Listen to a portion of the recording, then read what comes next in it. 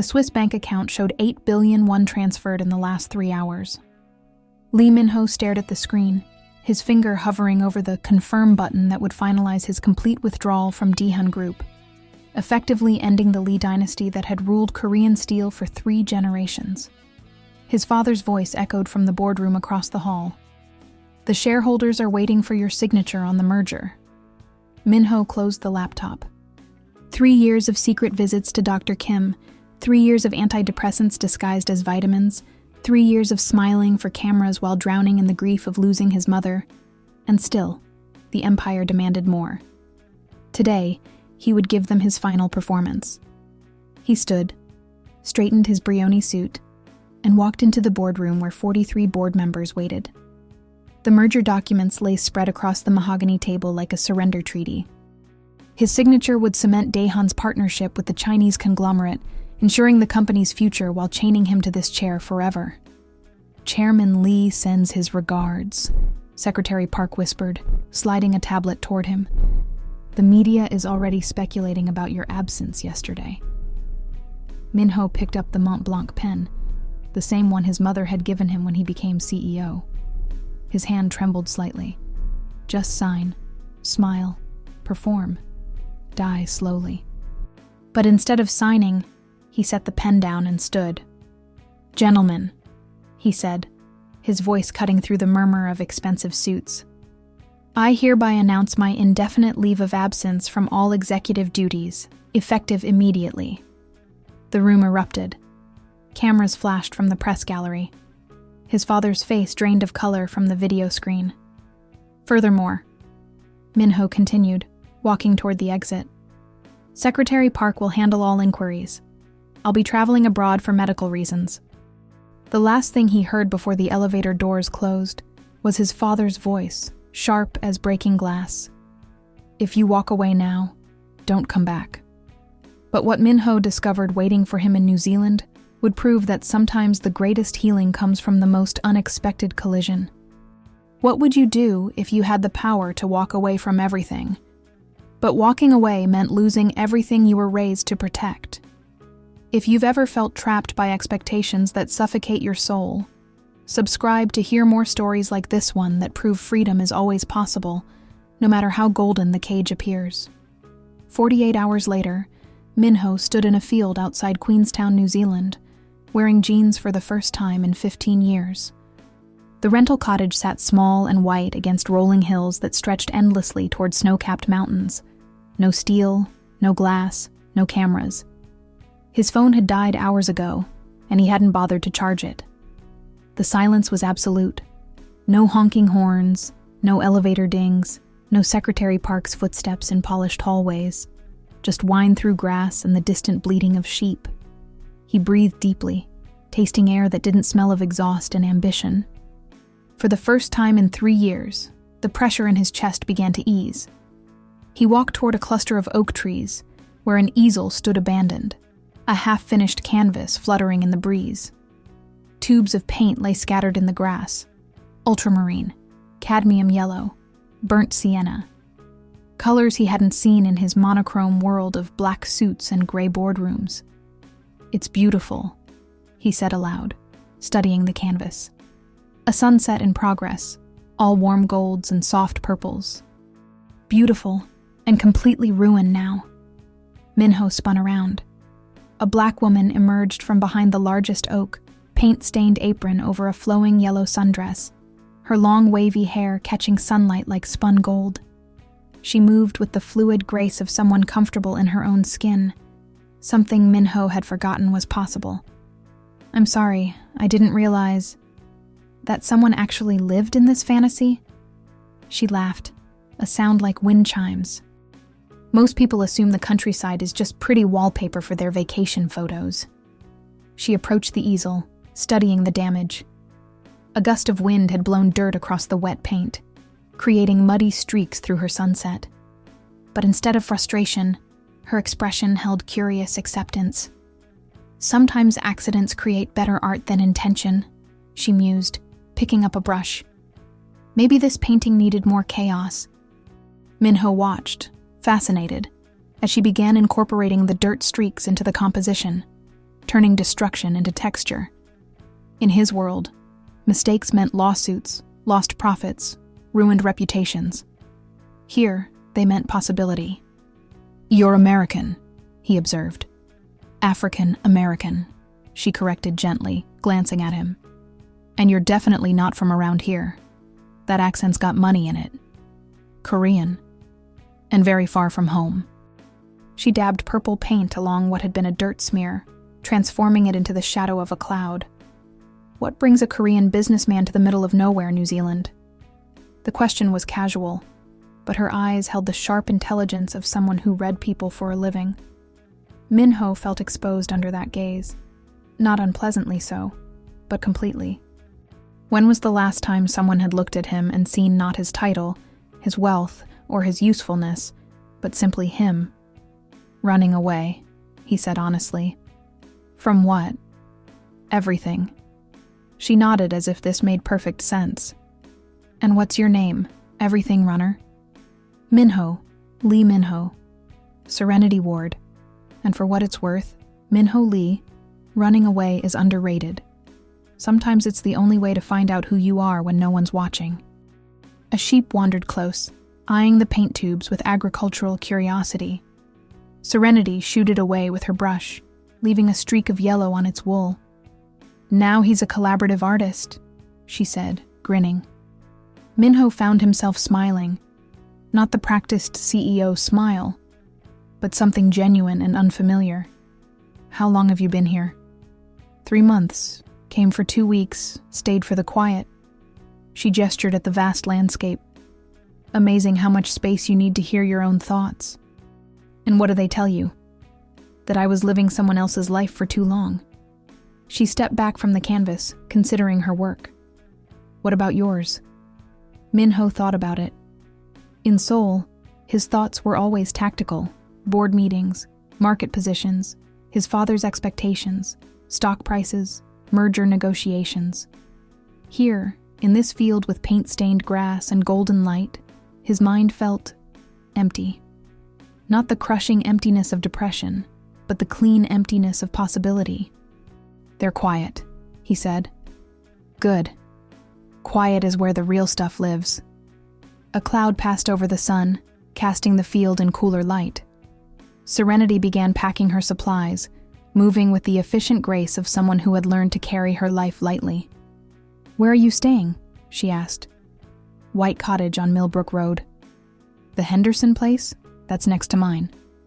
She slung her easel under one arm, balancing the paint box with her free hand.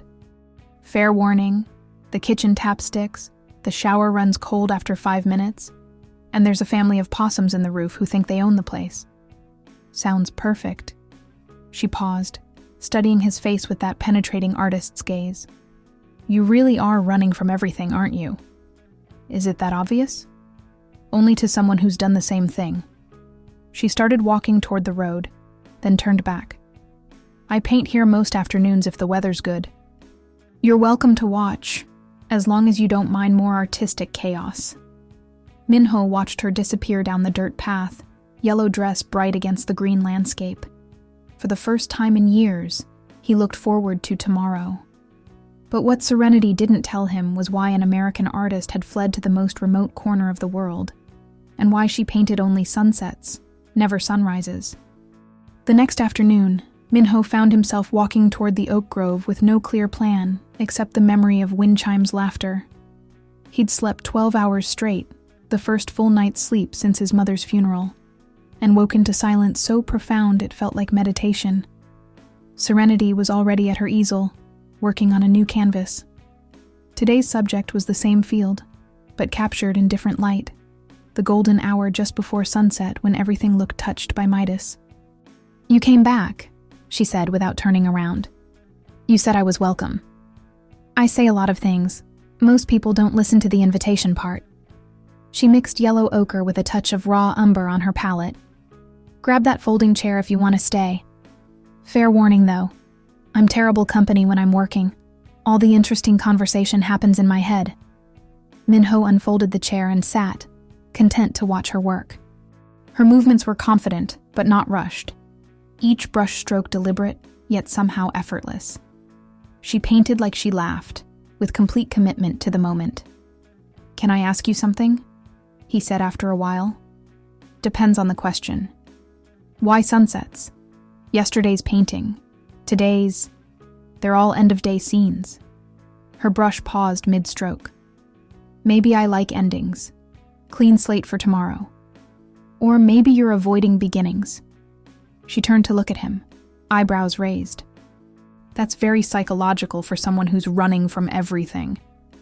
I've had a lot of therapy." "Ah, a fellow refugee from the self-help industrial complex." She returned to her painting, but her brushstrokes had grown more aggressive. "And what did your expensive therapists tell you about running away?" "That it's avoidance behavior. Maladaptive coping. Geographic solution to an emotional problem." And what do you tell them?" "Nothing anymore. I stopped going." "Because they were wrong? Or because they were right?" Minho considered this. In Seoul, Dr. Kim had pushed him to engage with his support system and process his grief through structured dialogue. But sitting in this field, watching Serenity transform ordinary light into something magical, he felt more engaged with life than he had in years. "Because they were trying to fix me back into someone I'm not sure I want to be," he said finally. "Now that," Serenity said, "is the first thing you've said that sounds completely honest." A comfortable silence settled between them. Minho watched the paint build up in layers on her canvas, transparent glazes that seemed to glow from within. The technique reminded him of something, though he couldn't place what. "You're classically trained," he observed. "Savannah College of Art and Design. 4 years of learning rules so I could spend the rest of my life breaking them." She stepped back to assess her progress. "What about you? What did you study before you became everything runner?" "Business administration, Harvard MBA. Very useful for running away." She laughed, that wind chime sound again. "I bet your parents were thrilled about that investment." Parent, singular. And yes, he was. Minho's voice grew quieter. "Until yesterday, when I walked out of the boardroom." "Ah." Serenity set down her brush and really looked at him for the first time all afternoon. "Family business? Family empire. Steel, shipping, electronics. 3 generations of Lees building something I was supposed to inherit and expand." He ran his hands through his hair, disturbing its usual perfect styling. "I was good at it. Very good. Until my mother died and I couldn't find a reason to care anymore." Serenity's expression softened. "How long ago?" 3 years. 3 years, 2 months, 16 days. The precision of his grief surprised even him. "She was the only person who saw me instead of the Lee heir. When she died, I realized no one else ever would." "Is that why you left?" "I left because I was planning to jump off the Bampo Bridge last Tuesday." The words came out flat, matter of fact. "Instead, I bought a plane ticket." Serenity went very still. "And now?" "Now I'm sitting in a field in New Zealand watching a beautiful woman paint sunsets, and I can't remember why dying seemed like a good idea."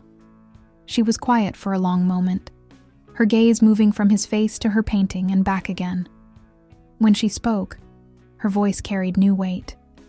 "I ran away from someone who told me I was nothing without him, who made sure I believed it, who put me in the hospital twice before I finally got smart enough to disappear." She picked up her brush again, but didn't paint. "So I understand about needing to find out who you are when no one's watching. And I understand about choosing tomorrow instead of ending today. How long have you been choosing tomorrow?" "Every day for 8 months.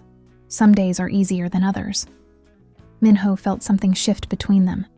Not attraction exactly, but recognition. Two people who had looked into the abyss and stepped back, finding themselves in the same remote field on the other side of the world. "Is it working? The choosing?" "Ask me tomorrow," she said, and began painting again. The sun sank lower, casting longer shadows across the field.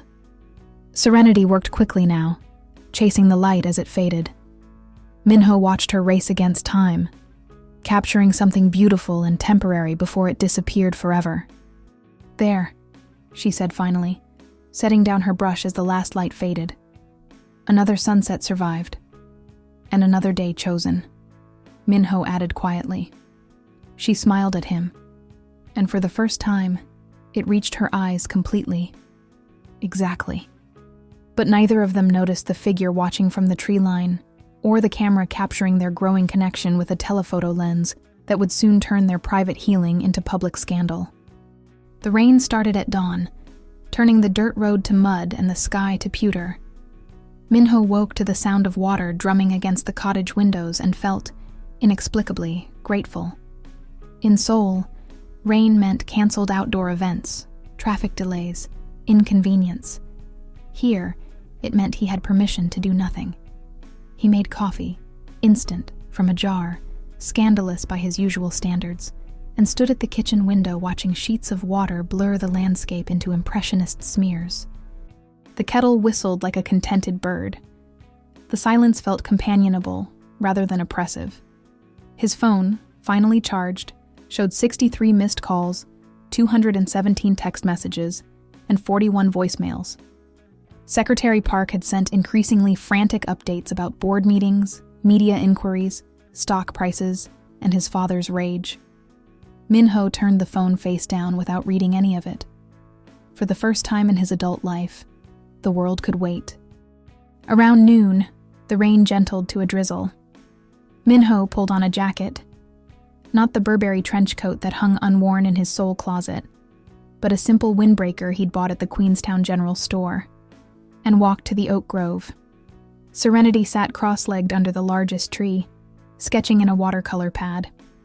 She'd draped a tarp between two branches, creating a makeshift shelter.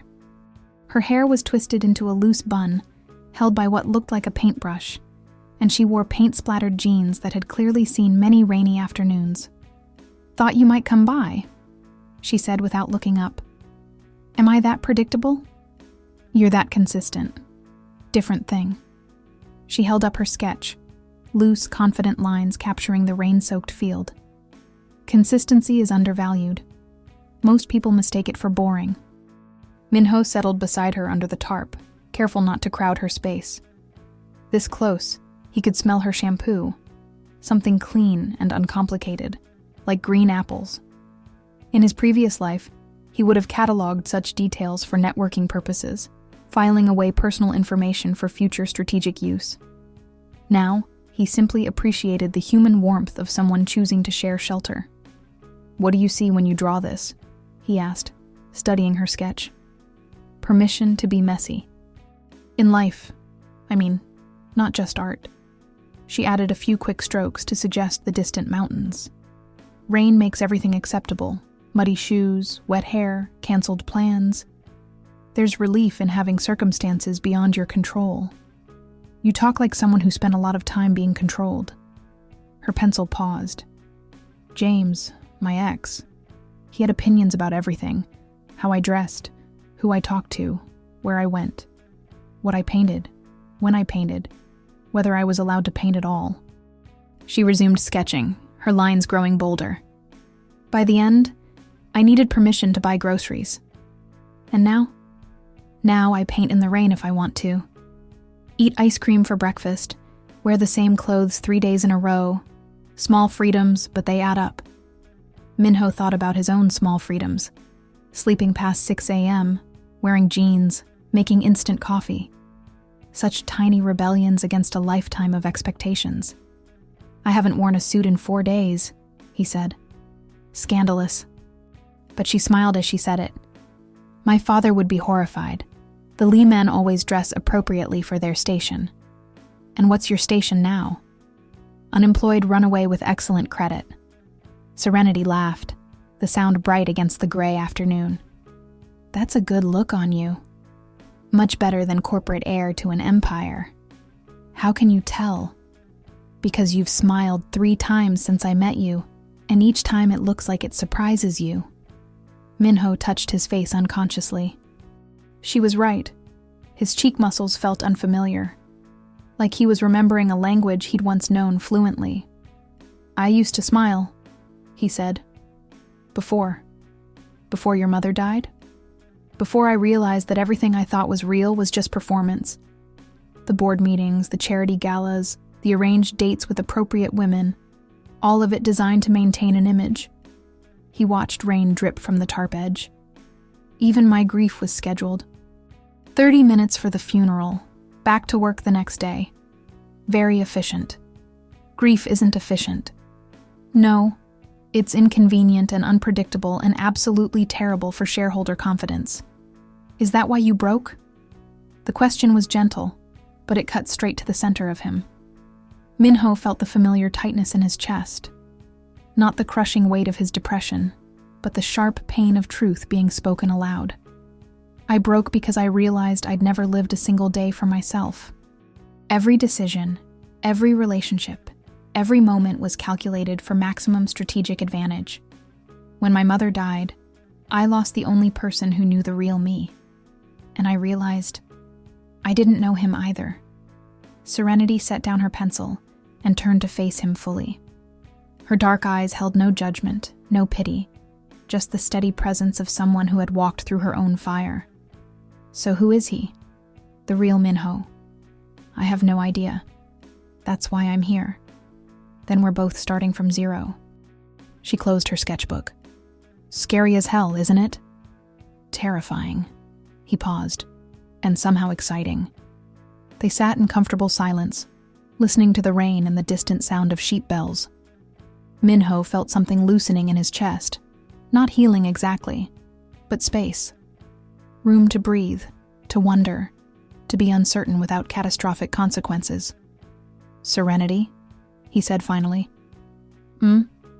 Thank you. For what? For not asking me to be anyone else.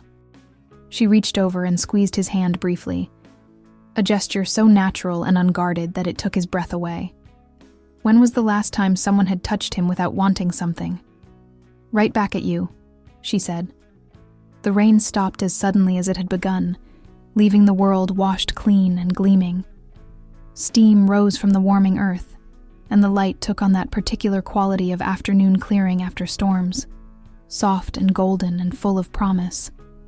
Serenity emerged from their shelter and began setting up her easel. Perfect light for painting now. Want to try? I can't paint. Neither could I until I learned. And I'm still learning. She pulled out a spare canvas and palette. Sometimes the best art comes from not knowing what you're doing. Minho accepted the brush she offered, surprised by its weight and balance. When was the last time he'd held something that wasn't a pen, phone, or piece of paperwork? What should I paint? Whatever you see. He looked at the field. Ordinary grass and trees made extraordinary by light and rain. Nothing strategic about it. Nothing to optimize or leverage or control. Just beauty existing for its own sake. He dipped the brush in yellow ochre and made his first tentative mark on the canvas. There, Serenity said, painting beside him. Now you're an artist. But 50 miles away, a photographer with a telephoto lens was uploading images of Korea's missing CEO, laughing with an unknown black woman to the highest bidder in Seoul's media market. The painting was terrible. Objectively, comprehensively awful. Muddy colors, no sense of proportion, the kind of confident amateur work that decorated hotel lobbies and suburban dentist offices. Minho loved it completely. It looks like a field viewed through underwater goggles, he said, stepping back to assess the damage. I've seen worse. Serenity lied diplomatically, then grinned. Okay, I haven't. But it's got personality. Personality is what people say when they can't say good. Sometimes personality is better than good. Good is forgettable. This, she gestured at his canvas with mock solemnity. This will haunt my dreams. Minho found himself laughing, really laughing. Not the careful chuckle he deployed at business dinners. The sound felt rusty but genuine, like a door that had been locked too long finally opening. They'd been painting together for 3 days now, their afternoon ritual as natural as sunrise. Minho's technique hadn't improved much, but his comfort with the brush had grown. More importantly, his comfort with failure had grown. In his corporate life, mistakes required damage control, spin management, strategic repositioning. Here, they just required more paint. "Tell me something," Serenity said, cleaning yellow ochre from her brush. "In your real life, your soul life, what did you do for fun?" Minho considered this seriously. Fun wasn't really scheduled. Not scheduled, just fun. What made you happy when you were off duty? I was never off duty. Never? Her eyebrows rose. What about weekends? Golf with potential clients, charity events, family dinners that were really strategic planning sessions. He dipped his brush in cerulean blue, trying to capture the color of the sky after rain. I had season tickets to the Seoul Philharmonic, but I usually use them for entertaining investors. Did you like the music? I don't know. I was always thinking about the deal we were discussing at intermission. Serenity went very quiet. When Minho looked at her, she was studying him with that penetrating artist's gaze he was learning to recognize. "That's the saddest thing I've ever heard," she said finally. It was efficient. It was a waste of a life. The words hit harder than any of Dr. Kim's careful therapeutic interventions. Not because they were cruel, but because they were accurate. 34 years old, and Minho couldn't remember the last time he'd done something purely because it brought him joy. "What about you?" he asked, deflecting. "What makes Serenity Ward happy?" She was quiet for a moment, mixing colors on her palette with unnecessary concentration. "Used to be performing. I was a singer before I became a visual artist. Jazz, some R&B, small venues mostly. But I had a few recording contracts that went nowhere." "What kind of singing?" "The kind that tells stories. Billie Holiday, Nina Simone, Amy Winehouse. Women who turned pain into something beautiful." She made a few bold strokes across her canvas, creating the suggestion of storm clouds. "James hated it. Said I was too emotional, too dramatic. That I embarrassed him." "So you stopped?" "Eventually. He was very persuasive about what I should and shouldn't do." Her voice carried the flat tone of someone reciting facts she'd accepted, but not forgiven. By the end, I barely spoke above a whisper. Amazing how much space you can lose without noticing. Minho set down his brush and turned to face her fully. "Serenity." "What?" "Sing something. Now." "What?" She looked startled. "No, I can't just... Please. I want to hear what he tried to silence." She shook her head, but he caught something flickering in her expression. Not fear exactly, but the muscle memory of fear. The same look he'd seen in his own mirror when contemplating any action that wasn't pre-approved by board consensus. "I'm out of practice," she said. "I just painted a field that looks like underwater vomit. We're past worrying about practice." Despite herself, she smiled. "That's not encouraging." "Sing badly then. Sing like no one's listening." "But you are listening." "I'm listening like someone who's never heard music for pleasure." "Sing like you're teaching me what I've been missing." Something shifted in her posture. Shoulders straightening, chin lifting slightly. She took a breath that seemed to come from somewhere deeper than her lungs. And then she sang. It was Nina Simone's "Feeling Good." Not the triumphant version most people knew, but something softer, more intimate. Her voice was pure honey over gravel, sweet and rough in equal measure. She sang like she painted, with complete commitment to the moment, transforming the simple lyrics into something profound. Minho felt the hair rise on his arms. This wasn't performance. This was truth made audible, pain transformed into beauty, exactly as she'd described. He understood now why James had tried to silence her. This much honesty was dangerous. This much vulnerability was power. She finished the verse and trailed off, self-consciousness returning like clouds covering the sun. "That," Minho said quietly, "is what I've been missing. It's just singing." "No, it's not." He stepped closer, close enough to see the gold flecks in her dark eyes. "That's what healing sounds like. That's what freedom sounds like. Minho." He was wrong about you. Completely, utterly wrong.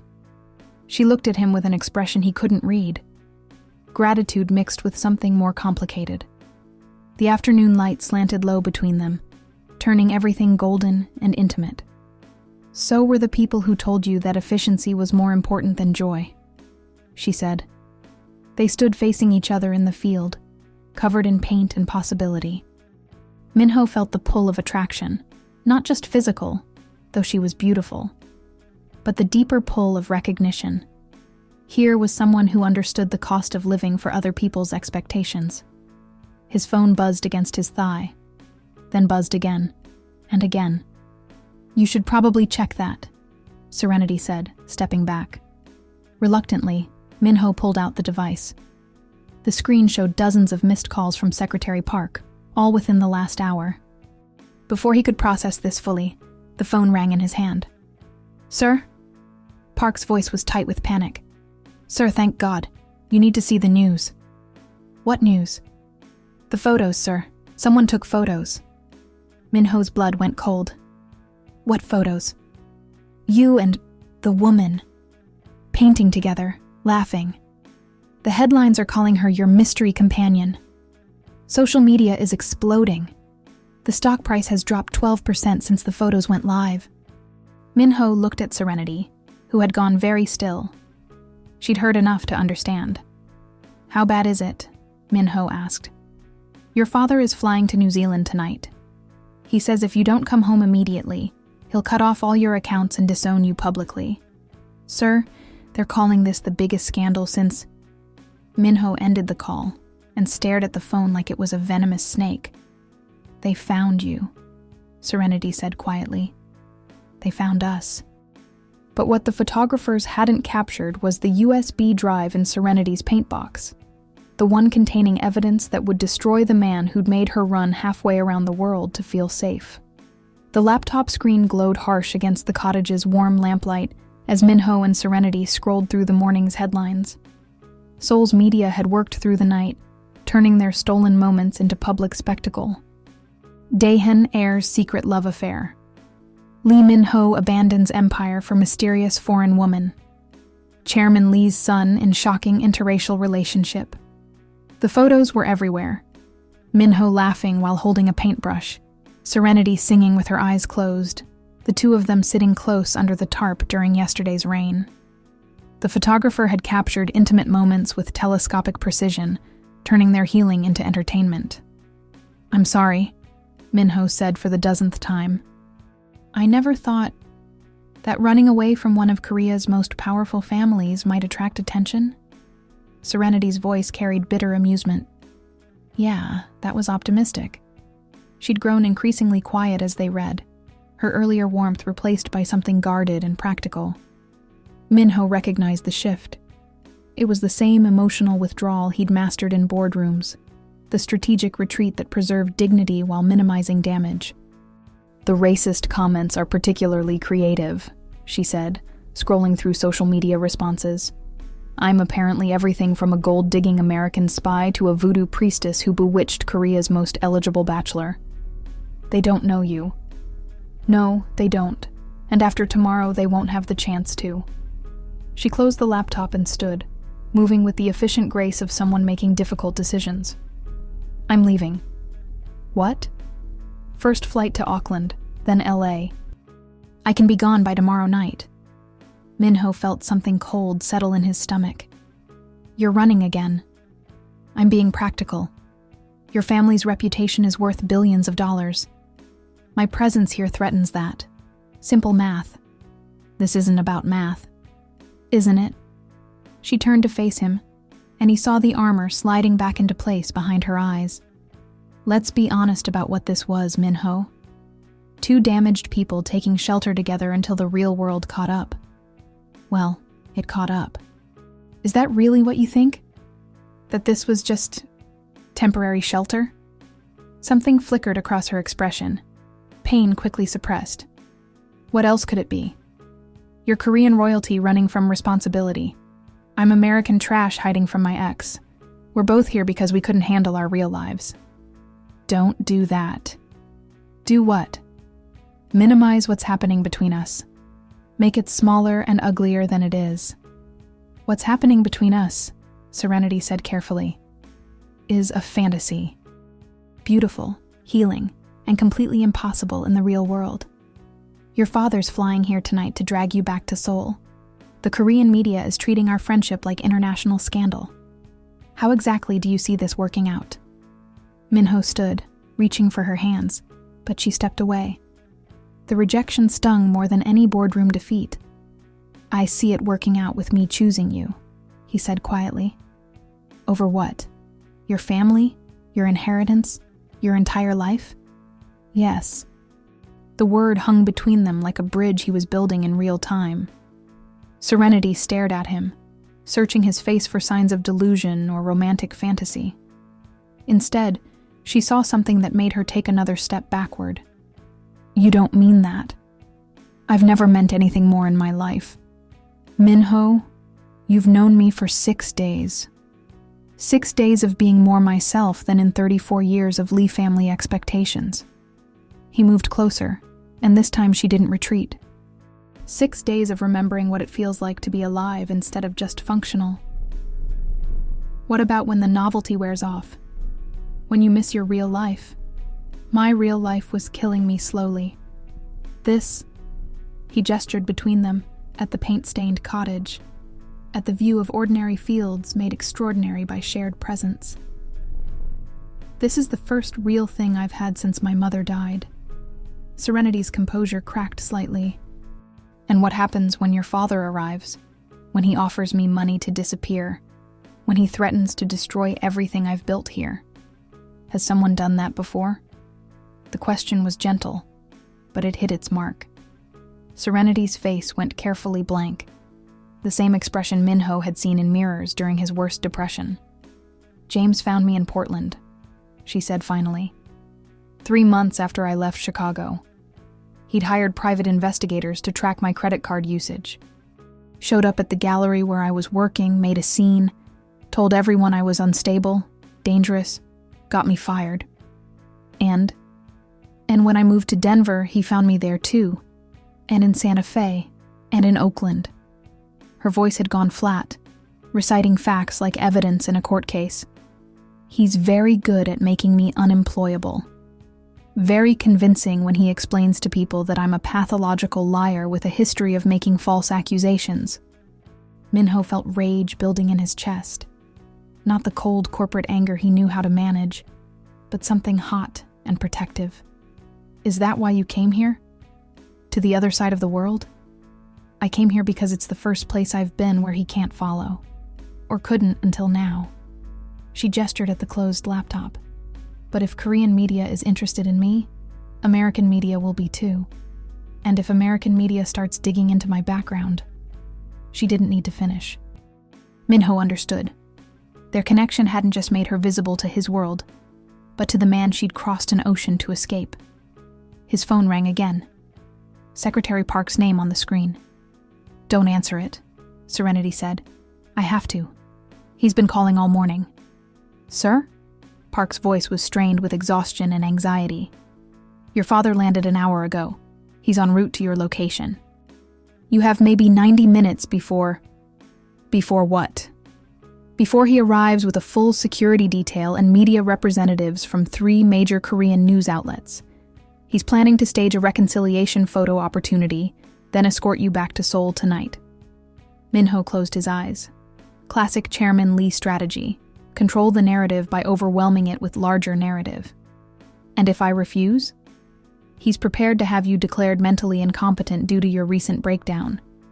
The board has already been briefed on the possibility. The words hit like physical blows. Minho sank into the cottage's single chair, phone pressed to his ear, while Serenity watched with growing alarm. Sir, I strongly recommend you return voluntarily. The alternative will be very public and very damaging for everyone involved. Everyone including Serenity? Park was quiet for a moment. The woman will be offered compensation to sign a non-disclosure agreement and leave the country immediately. If she refuses, your father has contingency plans. What kind of contingency plans? the kind that ensure Korean family honor is preserved at any cost. Minho ended the call and looked at Serenity, who had gone pale. "How bad?" she asked. 90 minutes until my father arrives. He wants you gone or he'll make you gone. And you?" "Back to Seoul, as the prodigal son who's learned his lesson about running away." They stood in the small cottage that had become their sanctuary, both understanding that their time outside the world was ending. The question was whether they would face what came next together or separately. "There's something I need to tell you," Serenity said quietly. But before she could reveal the secret that would change everything, headlights swept across the cottage windows.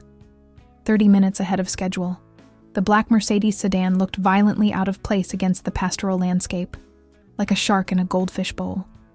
Secretary Park emerged from the driver's seat, his usually immaculate appearance disheveled from the overnight flight and frantic drive from Auckland.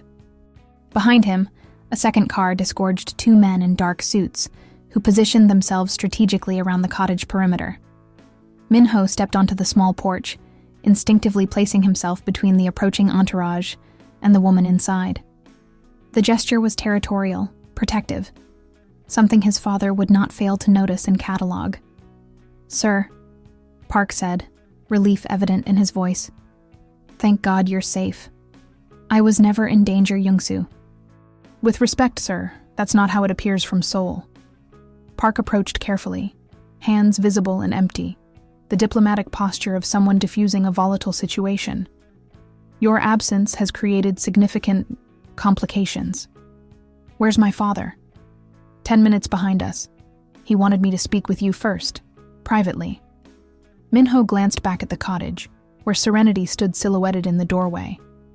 Even at a distance, he could read the tension in her posture. Coiled, ready to run or fight depending on what the next few minutes revealed. "She can hear whatever you have to say." "Sir, please. Family business should remain." "She stays." Park's expression tightened, but he nodded. "Very well. The situation is as follows. Korean markets opened down 8% following yesterday's photo publication. Social media engagement around the story has exceeded 3 million interactions in 12 hours. International media has picked up the narrative, with particular focus on interracial implications. Meaning? Meaning your personal choices have become a proxy war for larger cultural tensions. Progressive outlets are celebrating the relationship as modern and boundary-breaking. Conservative voices are calling it a betrayal of Korean values. The government is concerned about national image implications. Minho felt the familiar weight of expectation settling on his shoulders, the burden of representing more than himself, carrying meanings and messages he'd never agreed to bear. "And my father's solution?" Park glanced toward Serenity, still framed in the doorway like a figure in a painting. "Immediate damage control. You return to Seoul tonight. Make a public statement about needing time for grief recovery. Resume your duties as CEO. The relationship is portrayed as a brief therapeutic friendship during a difficult period. And Serenity? Miss Ward will be offered substantial compensation in exchange for her discretion and immediate departure from New Zealand." "How substantial?" Park reached into his briefcase and withdrew a leather portfolio. 50 million won, approximately $37,000. Enough to relocate anywhere in the world and establish a comfortable life away from complications. The number hung in the air like an insult. Minho felt his temper rising, not the calculated anger he'd learned to deploy in business, but something rawer and more dangerous. "You're offering her money to disappear. We're offering her freedom to pursue her artistic career without the burden of unwanted media attention," Park corrected diplomatically. "This arrangement benefits everyone involved." "Does it?" Serenity's voice carried from the doorway as she approached. She moved with that fluid grace Minho had learned to admire, but her expression was unreadable. "Tell me, Mr. Park Jung-soo, Executive Secretary to Chairman Lee. Mr. Park, what happens if I refuse your generous offer?" Park's discomfort was visible. He'd clearly hoped to negotiate with Minho alone, keeping the woman abstract rather than confronting her as a real person with agency and intelligence. "Miss Ward, I'm sure you understand that this situation has become complex. Korean society has certain expectations regarding prominent families. Your continued presence here creates difficulties that extend far beyond personal preferences. That's not what I asked. Her voice carried new steel. I asked what happens if I refuse. The two bodyguards had moved closer during the conversation, their positioning casual but unmistakably controlling. Minho noticed how they flanked the cottage's exits, how their suits bulged slightly under the left arm. Miss Ward, Park said carefully, Chairman Lee is a very powerful man with significant resources and influence. He's accustomed to resolving challenges efficiently. I would strongly recommend accepting this generous offer, rather than discovering what other options he might consider. The threat was politely phrased, but absolutely clear. Serenity's expression didn't change, but Minho saw her hand tremble slightly as she reached for the portfolio. May I see the contract? Of course. Park's relief was evident. You'll find the terms quite favorable. Full confidentiality agreement, immediate payment, and assistance with relocation expenses to any destination outside Korea or New Zealand. Serenity opened the portfolio and scanned the documents with the careful attention Minho had seen her apply to mixing colors on her palette. Her artistic eye missed nothing, not the legal language designed to silence her permanently, not the clause requiring her to deny any romantic involvement, not the penalties for violating the agreement that would destroy her financially. This is very thorough, she said finally. Chairman Lee's attorneys are exceptionally competent. I'm sure they are. She closed the portfolio and looked directly at Minho. And if I sign this, you go back to Seoul tonight? That's the arrangement, Park confirmed. And if I don't sign, then Chairman Lee will be forced to consider alternative methods of protecting his family's interests. Another car was approaching, the deeper rumble of a larger engine, more expensive machinery. Through the cottage windows, Minho could see additional headlights sweeping across the field where they'd painted together just hours ago. He's here, Park said unnecessarily. The approaching vehicle was a black Bentley, followed by a second Mercedes sedan, and what looked like a media van. Chairman Lee hadn't come alone. He'd brought an audience to witness whatever was about to happen. Serenity looked at the portfolio in her hands, then at Minho, then at the approaching convoy that would determine both their futures. 50 million won, she said quietly. Yes. To walk away and never speak about the past 6 days. To walk away and resume your life without complications, Park corrected. My life. She seemed to be testing the words. And what about his life? She nodded toward Minho. What about what he wants? Park's expression tightened. Sir's wants are not the primary consideration. His responsibilities are.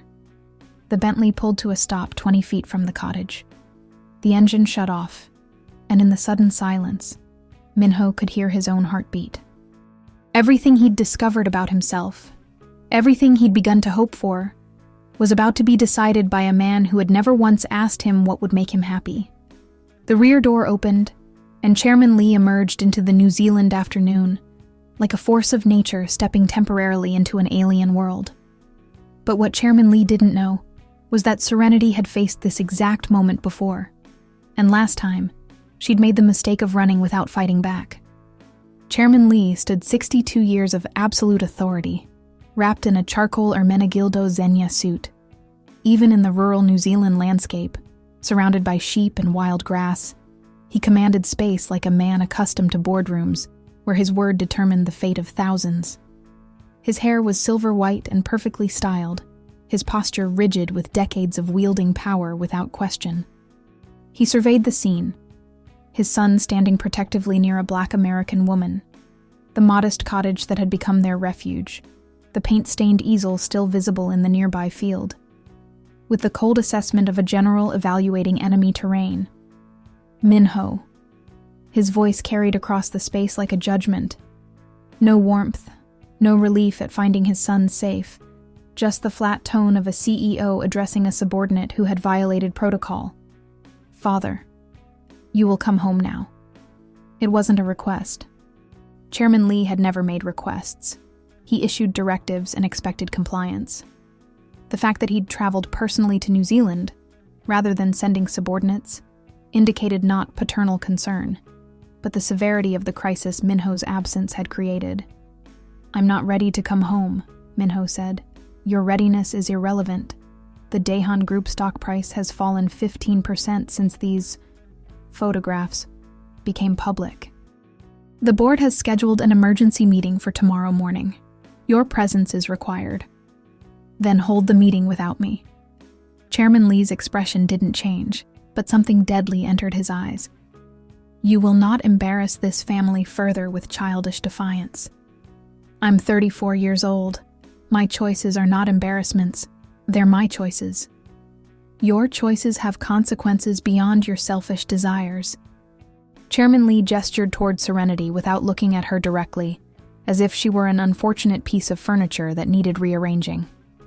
"This association ends now. You will sign the separation agreement, make the appropriate public statements, and resume your responsibilities. What if I refuse? Then you will discover that your trust fund, your position at Daehan, your apartment, and your access to the family name can all be revoked with a single phone call." The threat was delivered with casual precision, the same tone Chairman Lee might use to order lunch. But Minho heard the steel beneath it, the absolute certainty of a man who had never been successfully defied. "You would disown your only son. I would preserve the Lee legacy from destruction by emotional instability." Chairman Lee's gaze flicked briefly to Serenity. "Miss Ward, I trust my secretary has explained the terms of our offer?" Serenity stepped forward, still holding the leather portfolio. In the golden afternoon light, she looked impossibly composed, not intimidated by the display of wealth and power surrounding her, but thoughtfully evaluating it like an artist studying a particularly complex composition. "Mr. Lee, may I ask you a question?" Chairman Lee's eyebrows rose slightly. Few people presumed to interrupt him, fewer still with requests rather than compliance. "You may ask. What is it exactly that you're afraid of?" The question landed like a small explosion in the carefully orchestrated scene. Park shifted uncomfortably. The bodyguards tensed. Chairman Lee went very still. "I beg your pardon? You're one of the most powerful men in Korea. Your business empire spans continents. You have resources most people can't imagine and influence that reaches the highest levels of government." Serenity's voice was calm, conversational, as if she were discussing the weather. "So what exactly is it about your son choosing his own happiness that frightens you enough to fly halfway around the world to stop it?" "I am not frightened by anything, Miss Ward." "Then why are you here?" Chairman Lee studied her with new attention. He'd expected tears, pleading, or perhaps defiant anger, emotions he could manipulate or overwhelm. Instead, she offered genuine curiosity, the kind that cuts straight to uncomfortable truths. "I am here to protect my family's interests." From what? From Minho learning to paint? From him smiling for the first time in years? From him choosing love over obligation? From the destruction of everything 3 generations of Lee men have built? And what have they built? Serenity opened the portfolio and withdrew the contract. Security? Happiness? Or just very expensive prisons that look like success from the outside? Minho watched his father's face, seeing something he'd never witnessed before. Uncertainty. For just a moment, Chairman Lee looked less like an emperor and more like an old man who'd lost his way but couldn't admit it. "The Lee family has a responsibility to Korean society," Chairman Lee said finally. "We represent stability, tradition, the values that made our nation strong. That representation requires certain standards. Standards that don't include happiness? Happiness is a luxury. Responsibility is eternal. And which one did you choose for yourself?" The question hit its mark. Chairman Lee's composure cracked slightly, revealing something raw underneath.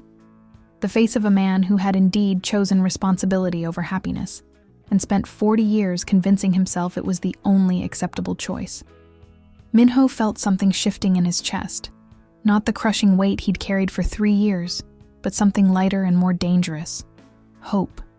"Father, he said quietly. When did you last do something just because it made you happy? Happiness is a luxury, I heard you. Minho stepped closer to Serenity, not quite taking her hand, but making his choice clear through proximity. But what if you're wrong? What if the strength of our family comes from the courage to choose love over fear? Love. Chairman Lee's voice carried bitter amusement. You've known this woman for less than a week. You call that love? I call it the first time I've felt alive since Mother died. Minho's voice grew stronger. I call it the first time I've made a choice based on what I need instead of what the board expects. I call it hope. Chairman Lee's face went ashen at the mention of his late wife. For a moment, the imperial composure crumbled completely, revealing a man who had buried his grief so deeply beneath responsibility that he'd forgotten it was there. Your mother understood duty, he said finally, his voice rougher now. Mother painted watercolors every Sunday morning in the garden, Minho countered. She sang while she cooked. She chose flowers over efficiency in every room of our house. She understood that beauty matters as much as duty. She also understood that personal desires must sometimes be sacrificed for the greater good. Did she? Or did you convince her of that after you'd already sacrificed your own? The words hung in the air like an accusation that had been decades in the making. Chairman Lee stared at his son with something approaching recognition, seeing perhaps the same defiant spirit that had once attracted him to the woman who became Minho's mother, before responsibility had worn them both down to duty and silence. Serenity watched the exchange with the careful attention of someone who understood family dynamics shaped by power and control. She'd seen this pattern before. Love constrained by expectation, happiness sacrificed for image, authentic connection destroyed by the need to maintain appearances. Mr. Lee, she said gently, what would your wife want for her son? My wife is dead. The words came out harsh, final. But her love isn't, and neither is her hope for his happiness. Chairman Lee turned his full attention to Serenity for the first time, really looking at her rather than through her. He saw a woman who spoke with quiet authority about love and loss, who faced his power without flinching, who somehow understood the price he'd paid for building his empire. You know nothing about my wife. I know she raised a son who's capable of extraordinary kindness, who sees beauty in ordinary things, who puts other people's comfort before his own convenience. Serenity's voice grew softer. I know she must have loved him very much to give him those qualities despite growing up in a world that values control over connection. Something shifted in Chairman Lee's expression, a crack in the armor that had protected him from his own grief for 3 years. Miss Ward, he said finally, you are not what I expected. What did you expect? Someone seeking advantage, financial gain, social elevation through association with my family's wealth. Serenity smiled, but it was sad rather than triumphant. I've been running from men with power and money for the past year, Mr. Lee. Your son's wealth is the least interesting thing about him. Then what is interesting about him? He notices things, how light changes on water, how music can tell stories without words, how someone's whole face changes when they laugh without calculating the consequences. She glanced at Minho. He's curious about the world in ways that money can't teach and power can't buy. Chairman Lee was quiet for a long moment, studying his son with new eyes. When he spoke again, his voice carried less authority and more uncertainty. The board expects decisive leadership. The media expects traditional values. The shareholders expect consistent returns. How do I explain that my heir has chosen personal happiness over institutional stability? Maybe, Minho said quietly.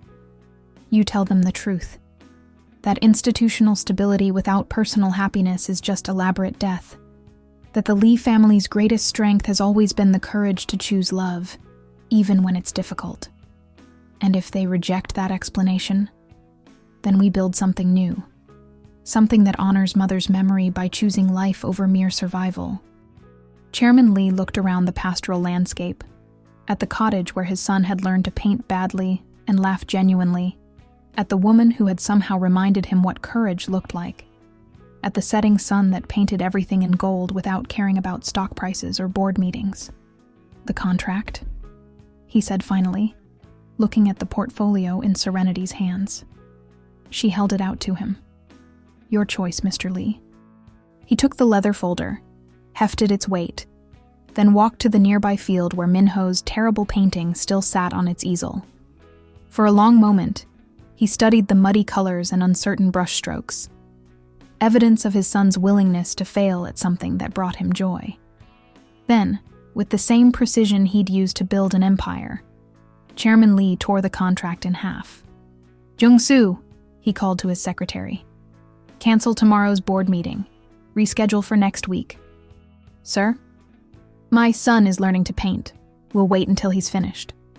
But as the torn contract pieces scattered in the evening breeze, none of them noticed the telephoto lens still capturing everything from the distant tree line, or the man behind it who had been waiting 8 months for Serenity Ward to become visible again. 3 days later, the torn contract had become international news. Videos of Chairman Lee destroying the separation agreement played on loop across Korean networks, accompanied by breathless commentary about unprecedented family drama and changing generational values. Social media exploded with hashtags both supporting and condemning the Lee family's public display of emotional honesty. Minho sat in the cottage's small kitchen, reading headlines over morning coffee while Serenity painted at the easel they'd moved inside due to persistent rain. The domestic tranquility felt surreal against the media storm swirling around them. "Listen to this one," he said. "Lee dynasty crumbles as heir chooses love over legacy. They make it sound like I brought down the entire Korean economy by learning to mix colors." "Did you?" Serenity asked without looking up from her canvas. "Stock prices have stabilized. International investors are actually expressing confidence in leadership that prioritizes authentic decision-making over rigid tradition." He set down the tablet and moved to look over her shoulder. "What are you working on?" "Something different." She stepped back to reveal a canvas dominated by deep blues and purples, night colors instead of her usual sunsets. "I think I'm ready to paint beginnings instead of endings." The shift was subtle but significant. Where her previous work had captured the golden closure of day's end, this painting showed the rich possibility of pre-dawn darkness, the moment just before light returns to the world. "It's beautiful," Minho said, and meant it. "It's uncertain. But uncertainty is starting to feel like freedom instead of fear." His phone buzzed with another call from Secretary Park. Over the past 3 days, the calls had evolved from panic to strategic updates to something approaching collegial consultation. The business world was adapting to Minho's absence with characteristic efficiency. "Sir," Park's voice carried new energy. "I have updates you need to hear." "Good news or bad news?" "Complicated news. The board has voted to support your extended leave of absence, contingent on quarterly video conferences and major decision approval. International media coverage has been surprisingly positive. Forbes is running a feature on authentic leadership in the digital age." "And the bad news?" "Chairman Lee has received formal requests from 3 major Korean newspapers for exclusive interviews about the family's transformation. He's considering accepting." Minho felt a familiar twist of anxiety. His father giving media interviews was like a controlled explosion, potentially beneficial, but with significant risk of unintended consequences. What kind of interviews? Personal profiles. Questions about work-life balance, changing Korean family dynamics, the intersection of tradition and modernity, the kind of coverage that makes leaders into cultural symbols. Symbols of what? That depends entirely on how the interviews go. Minho walked to the window, watching rain streak the glass like tears. Outside, the landscape looked washed clean, ready for whatever came next. "Jung-soo, can I ask you something personal?" "Of course, sir." "Do you think I'm making a mistake? Walking away from everything I was raised to value for something I've only just discovered?" Park was quiet for a moment. "Sir, in 20 years of working for your family, I've never seen you smile the way you do in those photographs. If that's a mistake, It's the kind of mistake that looks remarkably like wisdom. After ending the call, Minho found Serenity cleaning her brushes in the kitchen sink. She moved with that careful efficiency he'd learned to recognize as her way of processing complex emotions, channeling uncertainty into practical action. "We need to talk," she said without looking at him. "About what?" "About why I really came to New Zealand. About what I was running from. About the reason your father's media interviews might be more dangerous than you realize." She dried her hands and turned to face him, her expression carrying the weight of decisions that couldn't be postponed any longer. "Remember when I told you about James? About how he kept finding me no matter where I went?" "Yes. I didn't tell you everything. About what he did. About what I have on him. About why he's so determined to keep me silent." Minho felt something cold settle in his stomach. "Serenity, what are you talking about?" She walked to her paint box and removed a small USB drive from a hidden compartment beneath the color tubes. The device looked innocuous. Just black plastic and metal, no bigger than her thumb. But something in the way she held it suggested it contained explosive information. "This is why I ran. This is what James will do anything to get back. And if Korean media starts digging into my background, if American journalists start investigating the mysterious woman who changed the Lee family," she met his eyes, "he'll know exactly where to find me." "What's on it?" "Evidence? Financial records, recorded conversations, documentation of things that could destroy his career and send him to prison for a very long time." Her voice was steady, but her hands trembled slightly. "James isn't just abusive, Minho. He's corrupt. And I'm the only person who can prove it." Minho stared at the USB drive, understanding finally dawning. Serenity hadn't just been running from an abusive relationship. She'd been hiding evidence that could bring down someone powerful enough to hunt her across continents. What kind of corruption? Government contracts, bribes paid to federal officials, money laundering through nonprofit organizations. She set the drive on the kitchen table between them like a small bomb. "James Morrison is the Deputy Director of Urban Development for Chicago. He's stolen approximately $12 million in federal infrastructure funds over the past 4 years. And you have proof?" "I have everything. Bank records he thought he'd hidden. Audio recordings from when he was drunk and bragging. Email chains with co-conspirators. Digital photos of documents he left out when he thought I was too beaten down to pay attention." Minho sat heavily in the kitchen chair, processing the implications. "He put you in the hospital to keep you from exposing him. The first time was rage. The second time was strategy. But when I disappeared with the evidence," she wrapped her arms around herself, "he's been hunting me ever since. Not because he loves me, but because I can destroy his entire life with a single phone call to the FBI. Why haven't you made that call? Because he has resources I don't. Connections, money, influence. If I surface anywhere long enough for federal investigators to find me, I also surface long enough for him to find me first." Her voice grew quieter. "I've been hiding for 8 months, Minho. 8 months of being invisible, using cash, never staying anywhere long enough to establish patterns. And it was working until the photographs made you visible to the entire world." She nodded. "If James sees those pictures, and he will, because Korean media stories are getting picked up by American outlets, he'll know I'm in New Zealand. He'll come for me and for the evidence." Minho felt the weight of responsibility settling on his shoulders, but this time it felt different from the crushing obligation he'd known his entire life. This was protective rather than performative, motivated by love rather than duty. "Then we don't let him find you." "How?" "Your father wants to give media interviews. Korean journalists want exclusive access to our story. American publications are already running features about the mystery woman who changed the Lee family. I can't stay hidden when I'm part of the biggest human interest story in Asia. So we don't hide, we fight." "Minho, you don't understand what you're saying. James has connections throughout federal law enforcement. He has private investigators on payroll. He has resources and I have resources he's never imagined. Korean corporate security, international legal teams, government connections that span 3 continents. Min-ho reached across the table and took her hands. You've been fighting this alone for 8 months. You don't have to fight it alone anymore. This isn't your battle. Isn't it? You said yourself that love is a choice. Well, I'm choosing to stand with you. Whatever comes next, we face it together. Serenity stared at him for a long moment, searching his face for signs of naive optimism or romantic delusion. Instead, she saw something she'd almost forgotten existed. Partnership. Someone willing to share the burden she'd been carrying alone. There's something else, she said finally. Something I haven't told you about the evidence. What? It's not just about James.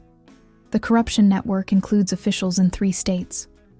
Federal employees, city planners, construction company executives. If this comes out, it won't be one man going to prison. It'll be dozens. The scandal will reach all the way to Washington. Min-ho felt the magnitude of what she was carrying, the weight of evidence that could topple careers and expose systemic corruption at the highest levels of government. That's why you're so scared, he said. That's why I'm terrified. I'm not just hiding from an abusive ex-boyfriend, Min-ho. I'm hiding from people with the power to make problems disappear permanently. Before he could respond, his phone rang again. This time, the caller ID showed an international number he didn't recognize. Don't answer it, Serenity said quickly.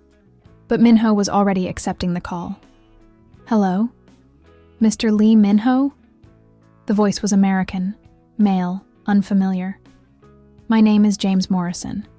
I believe you have something that belongs to me. And in that moment, both Min-ho and Serenity realized that 8 months of careful hiding had just come to an end. The voice on the phone carried the smooth confidence of a man accustomed to getting what he wanted through intimidation, disguised as reasonableness. Min-ho had heard that tone in countless boardrooms. The practiced calm of someone holding all the cards and enjoying the moment before revealing them.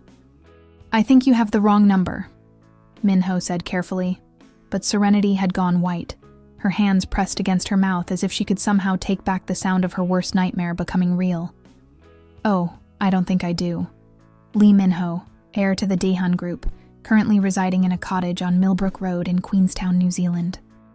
Accompanied by one Serenity Ward, age 29, originally from Detroit, but most recently fled from Chicago after stealing certain digital files that don't belong to her.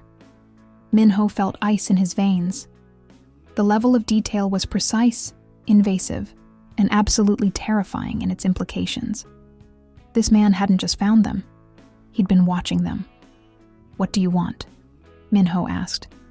A conversation. Nothing more. I'm a reasonable man, Mr. Lee. I believe in solving problems through dialogue rather than alternative methods. What kind of problems? The kind that occur when emotionally unstable individuals make false accusations against respected public officials. The kind that damage reputations, destroy careers, and force everyone involved into very unpleasant legal situations. Serenity was shaking now. The confident woman who had faced down Chairman Lee, replaced by someone reliving trauma with visceral immediacy. Min-ho reached for her hand, but she pulled away, wrapping her arms around herself in a protective posture he recognized from his own worst moments. Mr. Morrison, Min-ho said, making the name a weapon. If you have business with Miss Ward, you can conduct it through attorneys. International attorneys, since we're currently outside your jurisdiction. Ah, but that's where you're mistaken. Miss Ward is a U.S. citizen who fled the country while under federal investigation for theft of government documents. That makes her an international fugitive, Mr. Lee, and international fugitives can be extradited from anywhere in the world, including New Zealand. The lie was delivered with such casual authority that Min-ho almost believed it. But Serenity's reaction told a different story. She wasn't afraid of extradition. She was afraid of something much more immediate and personal. What do you really want? Min-ho repeated. I want my property returned. Files that were taken without permission. Digital media that belongs to the city of Chicago. Nothing more, nothing less. Return what was stolen, and Miss Ward can continue her artistic pursuits without any legal complications. And if we refuse, then you'll discover that Korean business interests can be surprisingly vulnerable to American federal investigations. Amazing how many international partnerships involve companies that could be designated as security risks if the right pressure is applied to the right agencies. The threat was elegantly constructed, personal enough to be credible, vague enough to be deniable, and perfectly calibrated to hit Min-ho where it would hurt most. James Morrison had clearly researched his target thoroughly. "You're talking about blackmail," Min-ho said. "I'm talking about mutually beneficial arrangements. You have something I need. I have influence that could significantly impact your family's business interests. Simple economics." Min-ho looked at Serenity, who had begun backing toward the cottage's rear door. Her flight instincts were kicking in. 8 months of careful hiding suddenly exposed. All her fears realized in a single phone call. "I need time to consider your offer," Min-ho said. "Of course. 24 hours should be sufficient. I'll call tomorrow at the same time for your answer." Morrison's voice carried the satisfaction of someone who believed he'd already won. "Oh, and Mr. Lee? Tell Miss Ward that running again would be inadvisable. I have resources that extend far beyond New Zealand. There's nowhere left to hide." The line went dead. Min-ho stared at the phone, processing what had just happened. In 5 minutes, their quiet refuge had been transformed into a trap, their privacy invaded by someone with the power to destroy both their lives. Serenity? He turned to find the cottage empty, the back door standing open to the gray afternoon. Serenity. He found her in the field behind the cottage, standing exactly where they'd first met, staring at the mountains as if she could somehow disappear into them. Rain had started again, turning her yellow dress dark and clinging her hair to her shoulders. "He found me," she said without turning around. 8 months of being careful, being invisible, being nobody. And he found me because I fell in love with someone too famous to hide with. This isn't your fault. Isn't it? I knew the risks. I knew that being with you would make me visible. I chose to stay anyway. Because you were falling in love too. She turned then, and he saw tears mixing with rainwater on her cheeks. Yes, and now that love is going to destroy us both. Min-ho approached carefully, the way he might approach someone standing too close to a cliff edge. "What aren't you telling me about Morrison? About what he's capable of? You heard him? He has government connections, federal resources, the ability to target your family's business interests internationally. That's not what I'm asking. I'm asking why you look like someone who's seen a ghost. What did he do to you that makes you this afraid?" Serenity was quiet for a long moment, rain plastering her hair to her skull, her dress clinging to her frame. When she spoke, her voice was barely audible above the weather. "The second time he put me in the hospital, it wasn't because he lost his temper. It was because I'd found the evidence. He knew I had it, and he wanted to make sure I understood what would happen if I ever tried to use it. What did he do? Broke 3 ribs, concussion, internal bleeding that required surgery." Her voice was clinical now, reciting medical facts to avoid the emotional reality. But that wasn't the worst part. What was? He did it slowly, methodically, explaining exactly how he would kill me if I ever betrayed him, how he would make it look like suicide, how he would plant evidence to make me seem mentally unstable, delusional about our relationship. She hugged herself tighter. "He made me understand that the evidence wasn't protection. It was my death warrant, because the moment I tried to use it, he would make sure I didn't survive to testify."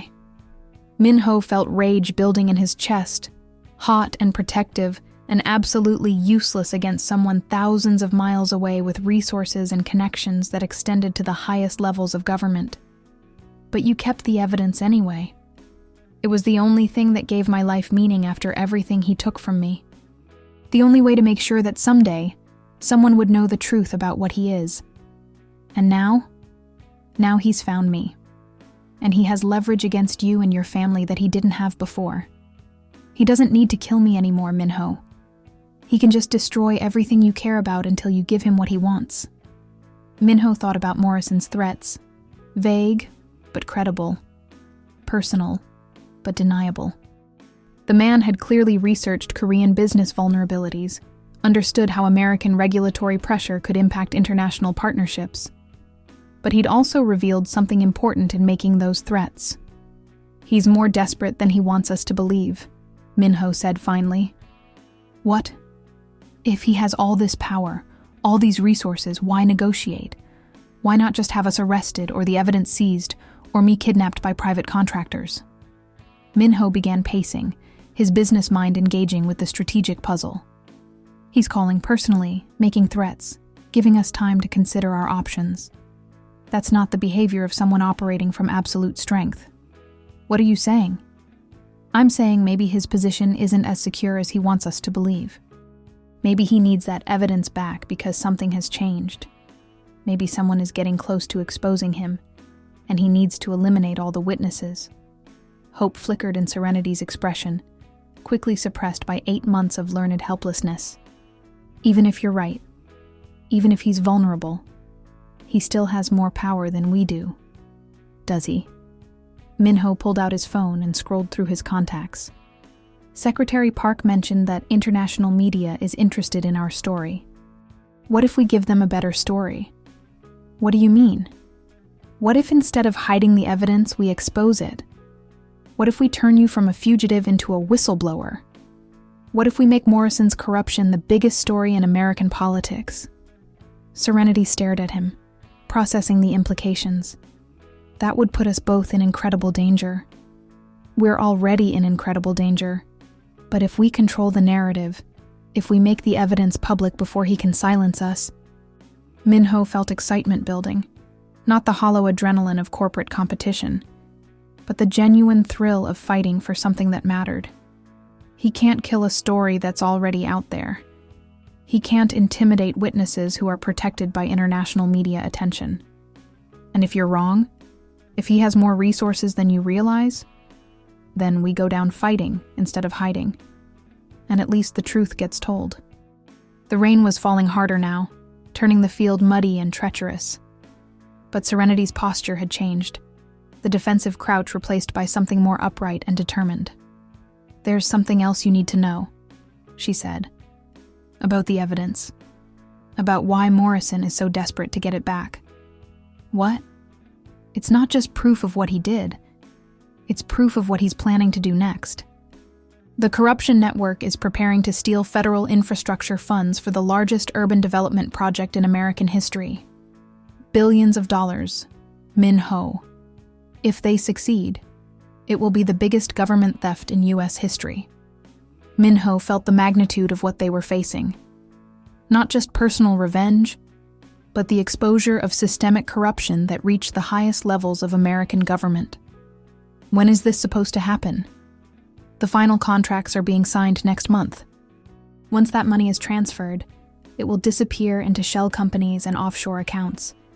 The evidence I have is the only thing that can stop it. "Then we don't have 24 hours, Minho said grimly. "We have until Morrison realizes we're not going to cooperate quietly." But what they didn't know was that Morrison was already on a plane to Auckland. And this time, he hadn't come alone. By nightfall, the cottage had been transformed into a war room. Minho's laptop occupied the kitchen table alongside Serenity's USB drive, surrounded by printed emails, legal documents, and strategic notes written in both Korean and English. The domestic tranquility of their refuge had given way to the organized chaos of people preparing for battle. Secretary Park had arrived from Auckland 3 hours earlier, accompanied by 2 Korean corporate security specialists and a briefcase full of encrypted communication devices. The presence of professional protection filled the small space with purposeful tension. "The media strategy is straightforward," Park explained, pointing to a timeline sketched on notebook paper. "Simultaneous release to Washington Post, Guardian, and Seoul Times. Korean angle focuses on international business integrity. American angle focuses on federal corruption. British angle focuses on global financial crime." "How quickly can we coordinate the release?" Minho asked. 12 hours if we move fast. The journalists are already standing by. This level of documented corruption with international implications is exactly the kind of story that wins Pulitzer Prizes. Serenity sat curled in the cottage's single armchair, studying the evidence that had consumed her life for 8 months. Spread across her lap were printouts of bank transfers, email chains, and recorded conversations that documented Morrison's systematic theft of federal infrastructure funds. "There's something we haven't discussed," she said quietly. All eyes turned to her. She looked smaller somehow, diminished by the magnitude of what they were planning. "Once we release this evidence, there's no going back. Morrison won't be the only person whose life gets destroyed. The corruption network includes dozens of people: federal officials, city planners, construction executives, bank managers, people with families, careers, reputations. People who chose to steal billions of dollars in taxpayer money," Minho pointed out.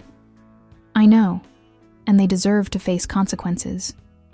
But," she gestured at the documents, "some of these people were coerced, blackmailed, threatened into participation. Not everyone in this network is a willing criminal." Park leaned forward. "Miss Ward, are you having second thoughts about exposure? I'm having human thoughts about the collateral damage. Once this story breaks, it will destroy lives indiscriminately, guilty and innocent alike." Minho left his position at the laptop and knelt beside her chair. "Serenity, what would happen if we don't release the evidence? Morrison gets away with it. The infrastructure theft goes ahead as planned. Billions of dollars disappear, and the urban development projects that were supposed to help low-income communities never get built. And the innocent people caught up in the corruption network? They remain trapped, blackmailed and threatened into continued participation in crimes they never wanted to commit." Minho took her hands, feeling the tremor of stress and exhaustion in her fingers. "So the real question isn't whether to expose the truth. It's whether we have the right to keep it hidden." She met his eyes, and he saw the weight she'd been carrying alone for 8 months. Not just fear for her own safety, but responsibility for dozens of lives that would be changed forever by her decision. "I need to know something," she said. "When we do this, when we destroy Morrison and expose the network, what happens to us?" "What do you mean?" "I mean, what happens to this?" She gestured between them. "To whatever we've built together? Will you still want to be with someone whose life is about to become a media circus? Someone who'll spend the next year testifying in federal court, living under witness protection, having every detail of her past examined by defense attorneys trying to discredit her?" The question cut straight to the heart of what Minho had been avoiding. The recognition that exposing Morrison would transform Serenity from a private person, healing in obscurity, into a public figure defined by trauma and courage in equal measure. "Are you asking if I love you enough to weather the storm that's coming?" he said. "I'm asking if you love me enough to choose this life. Not the fantasy we've been living in this cottage, but the complicated, dangerous, very public life that starts the moment we release that evidence." Minho looked around the cottage that had become their sanctuary. The paint-stained easel, the kitchen where they'd made terrible instant coffee, and excellent conversations. The windows that framed views of ordinary fields made extraordinary by shared presence. All of it was about to end, replaced by congressional hearings, media interviews, and the relentless attention that came with exposing systemic corruption at the highest levels of government. "There's something I need to tell you," he said finally, "about what I was planning before I met you." "What?" "The Swiss bank account Secretary Park mentioned? The $8 billion one I was preparing to transfer?"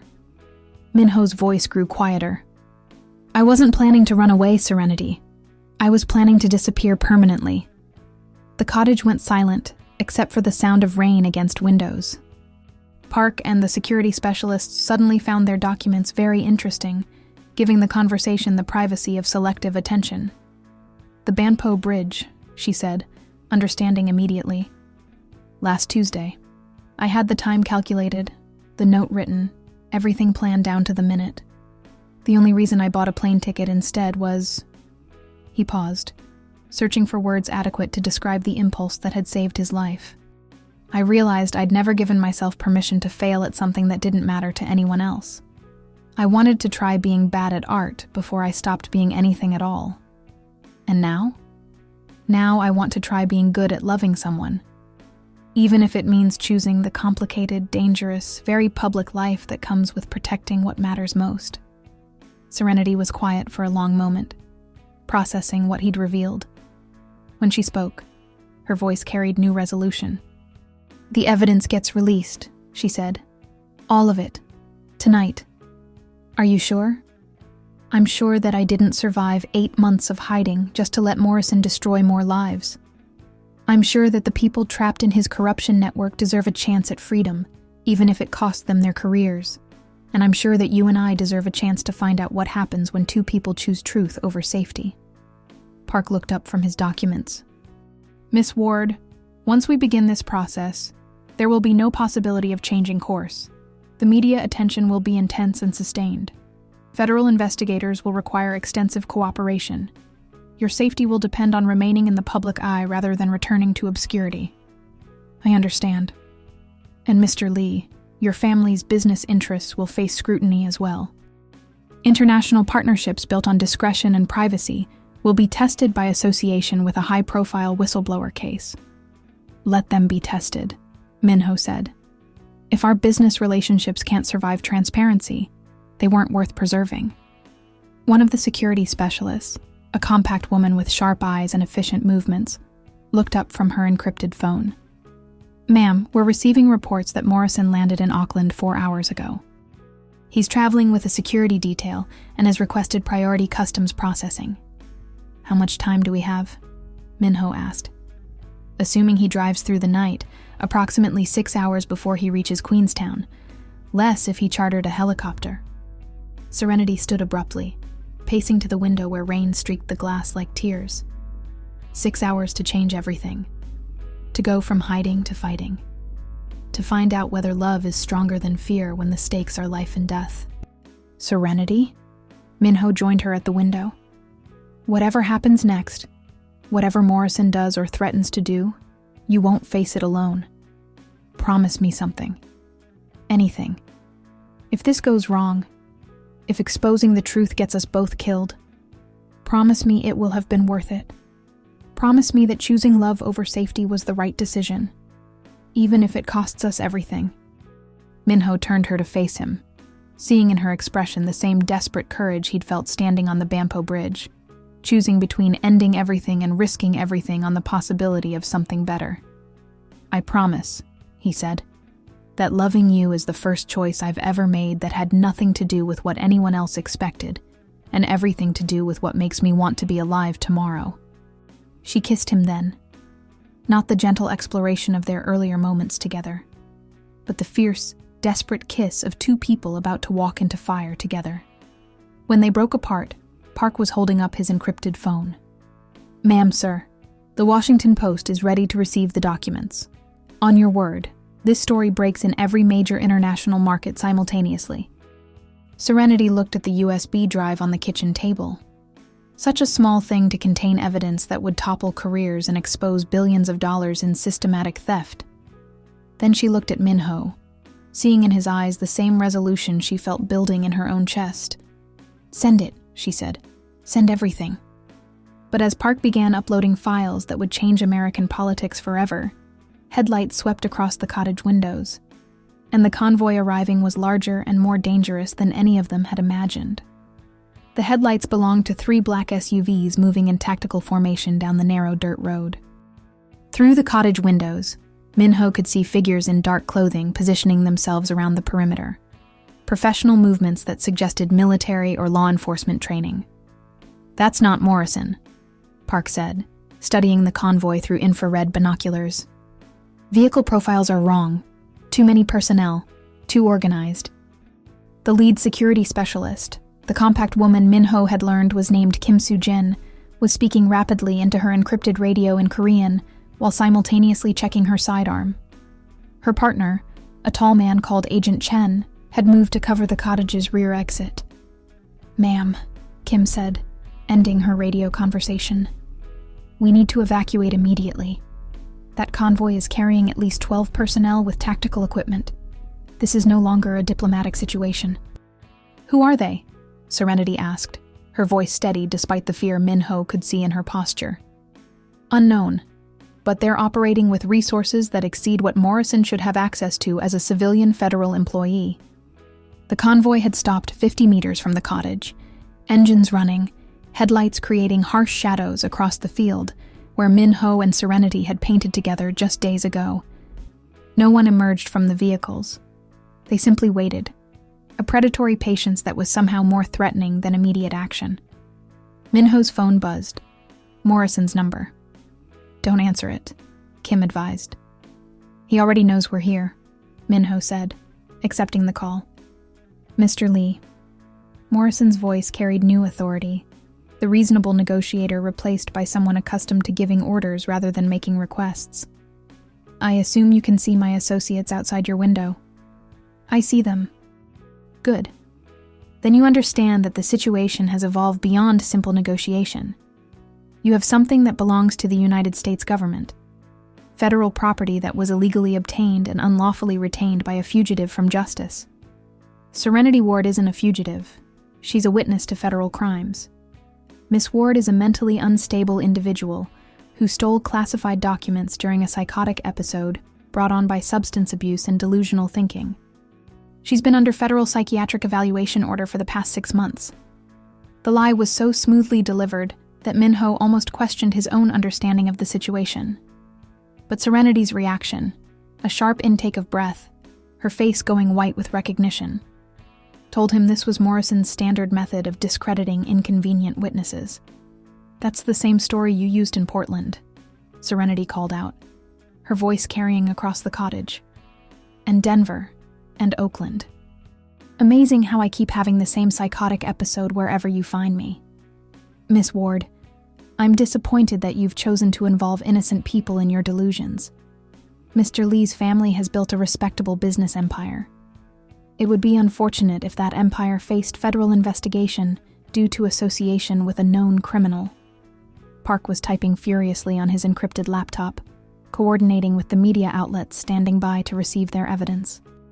The Washington Post upload showed 60% complete, painfully slow given their current circumstances. "Morrison," Minho said, "what exactly do you want?" "I want Miss Ward and all stolen federal property transferred to my custody immediately. In exchange, the Lee family business interests will be removed from preliminary investigation lists, and this incident will be classified as a successful resolution of an international fugitive situation. And if we refuse, then you'll discover that the individuals surrounding your cottage have legal authority to retrieve stolen federal property by any means necessary, including the use of lethal force to prevent the destruction of classified documents." Kim Soo-jin was shaking her head vigorously, mouthing "not federal," while pointing at the tactical equipment visible through her binoculars. Whatever Morrison had brought with him, it wasn't official U.S. government personnel. "Give us 5 minutes to discuss your offer," Minho said. "You have 3 minutes. After that, my associates will assume you're attempting to destroy evidence, and they'll take appropriate action." The line went dead. Minho stared at his phone, processing the reality that their carefully planned media strategy might end with a tactical assault on a cottage in rural New Zealand. "Upload status?" he asked Park. 75% complete. Maybe 4 more minutes." We don't have 4 minutes." Serenity moved to the kitchen table where the USB drive lay among scattered documents. She picked up the small device, weighing it in her palm like a grenade with an invisible timer. "There's another option," she said quietly. "What?" "I go with them. Voluntarily. Buy you time to finish the upload." "Absolutely not." "Minho, think strategically. Morrison wants the evidence, but he wants it quietly. He can't risk killing a Korean business heir in front of international media, but he can make a mentally unstable ex-girlfriend disappear without anyone asking difficult questions. I said no, and I heard you, but this isn't your decision to make." She slipped the USB drive into her jacket pocket. "I've been running from this man for 8 months. I'm tired of running. I'm tired of being afraid. I'm tired of letting him control my life from thousands of miles away." Agent Chen's voice crackled over the radio. "Movement in the perimeter. They're advancing to assault positions." Kim Soo-jin checked her weapon one final time. "Sir, ma'am, we need to move now. Whatever we're going to do, it has to happen in the next 60 seconds. Minho looked around the cottage that had been their refuge. Paint-stained easel, empty coffee cups, the kitchen table covered with evidence of systematic corruption reaching the highest levels of American government. Everything they'd built together, everything they'd discovered about themselves, was about to be tested in the most dangerous way possible. "Park, how long for the upload?" 2 minutes, maybe less." "Kim, can you hold them off for 2 minutes?" "Against 12 tactical personnel with superior equipment and training?" "Unlikely, sir." Serenity was moving toward the front door, her hand on the knob. "This is the only way, Minho. Let me go with them. Finish the upload. Make sure the story gets told." "And then what?" "You disappear into federal custody. You accidentally die during transport. Morrison gets everything he wants and the corruption continues. Then at least you'll be safe. Your family will be safe. The evidence will be public, and Morrison won't be able to silence everyone. Serenity, I didn't choose you over everything else in my life just to lose you to the same man who's been terrorizing you for 8 months." She turned from the door, and he saw in her expression the same desperate courage that had brought her to New Zealand, the same fierce independence that had kept her alive through 8 months of hiding. "And I didn't survive 8 months of being afraid just to let fear make my decisions when it matters most." A loudspeaker crackled to life outside. "This is federal authority. You have 60 seconds to surrender all stolen documents and personnel harboring fugitive Serenity Ward. Failure to comply will result in forced entry and seizure of all materials." Park looked up from his laptop. "Upload complete. Story is live in 3 international markets simultaneously." In that moment, everything changed. The evidence that Morrison had been willing to kill for was no longer hidden. It was public, verified, and spreading across international media faster than any tactical team could contain it. Minho's phone began buzzing with calls from Korean media, American journalists, and government officials who had just discovered that one of the biggest corruption scandals in U.S. history was connected to New Zealand's most famous love story. "Morrison," Serenity called out loudly enough to be heard outside. "Check your news alerts." The silence that followed was profound. Not the absence of sound, but the presence of recognition that everything had just changed irreversibly. But what none of them realized was that Morrison's real plan had never been to retrieve the evidence quietly. It had been to eliminate the witnesses permanently, and the tactical team outside was prepared to do exactly that. The silence stretched for 30 seconds before Morrison's phone rang.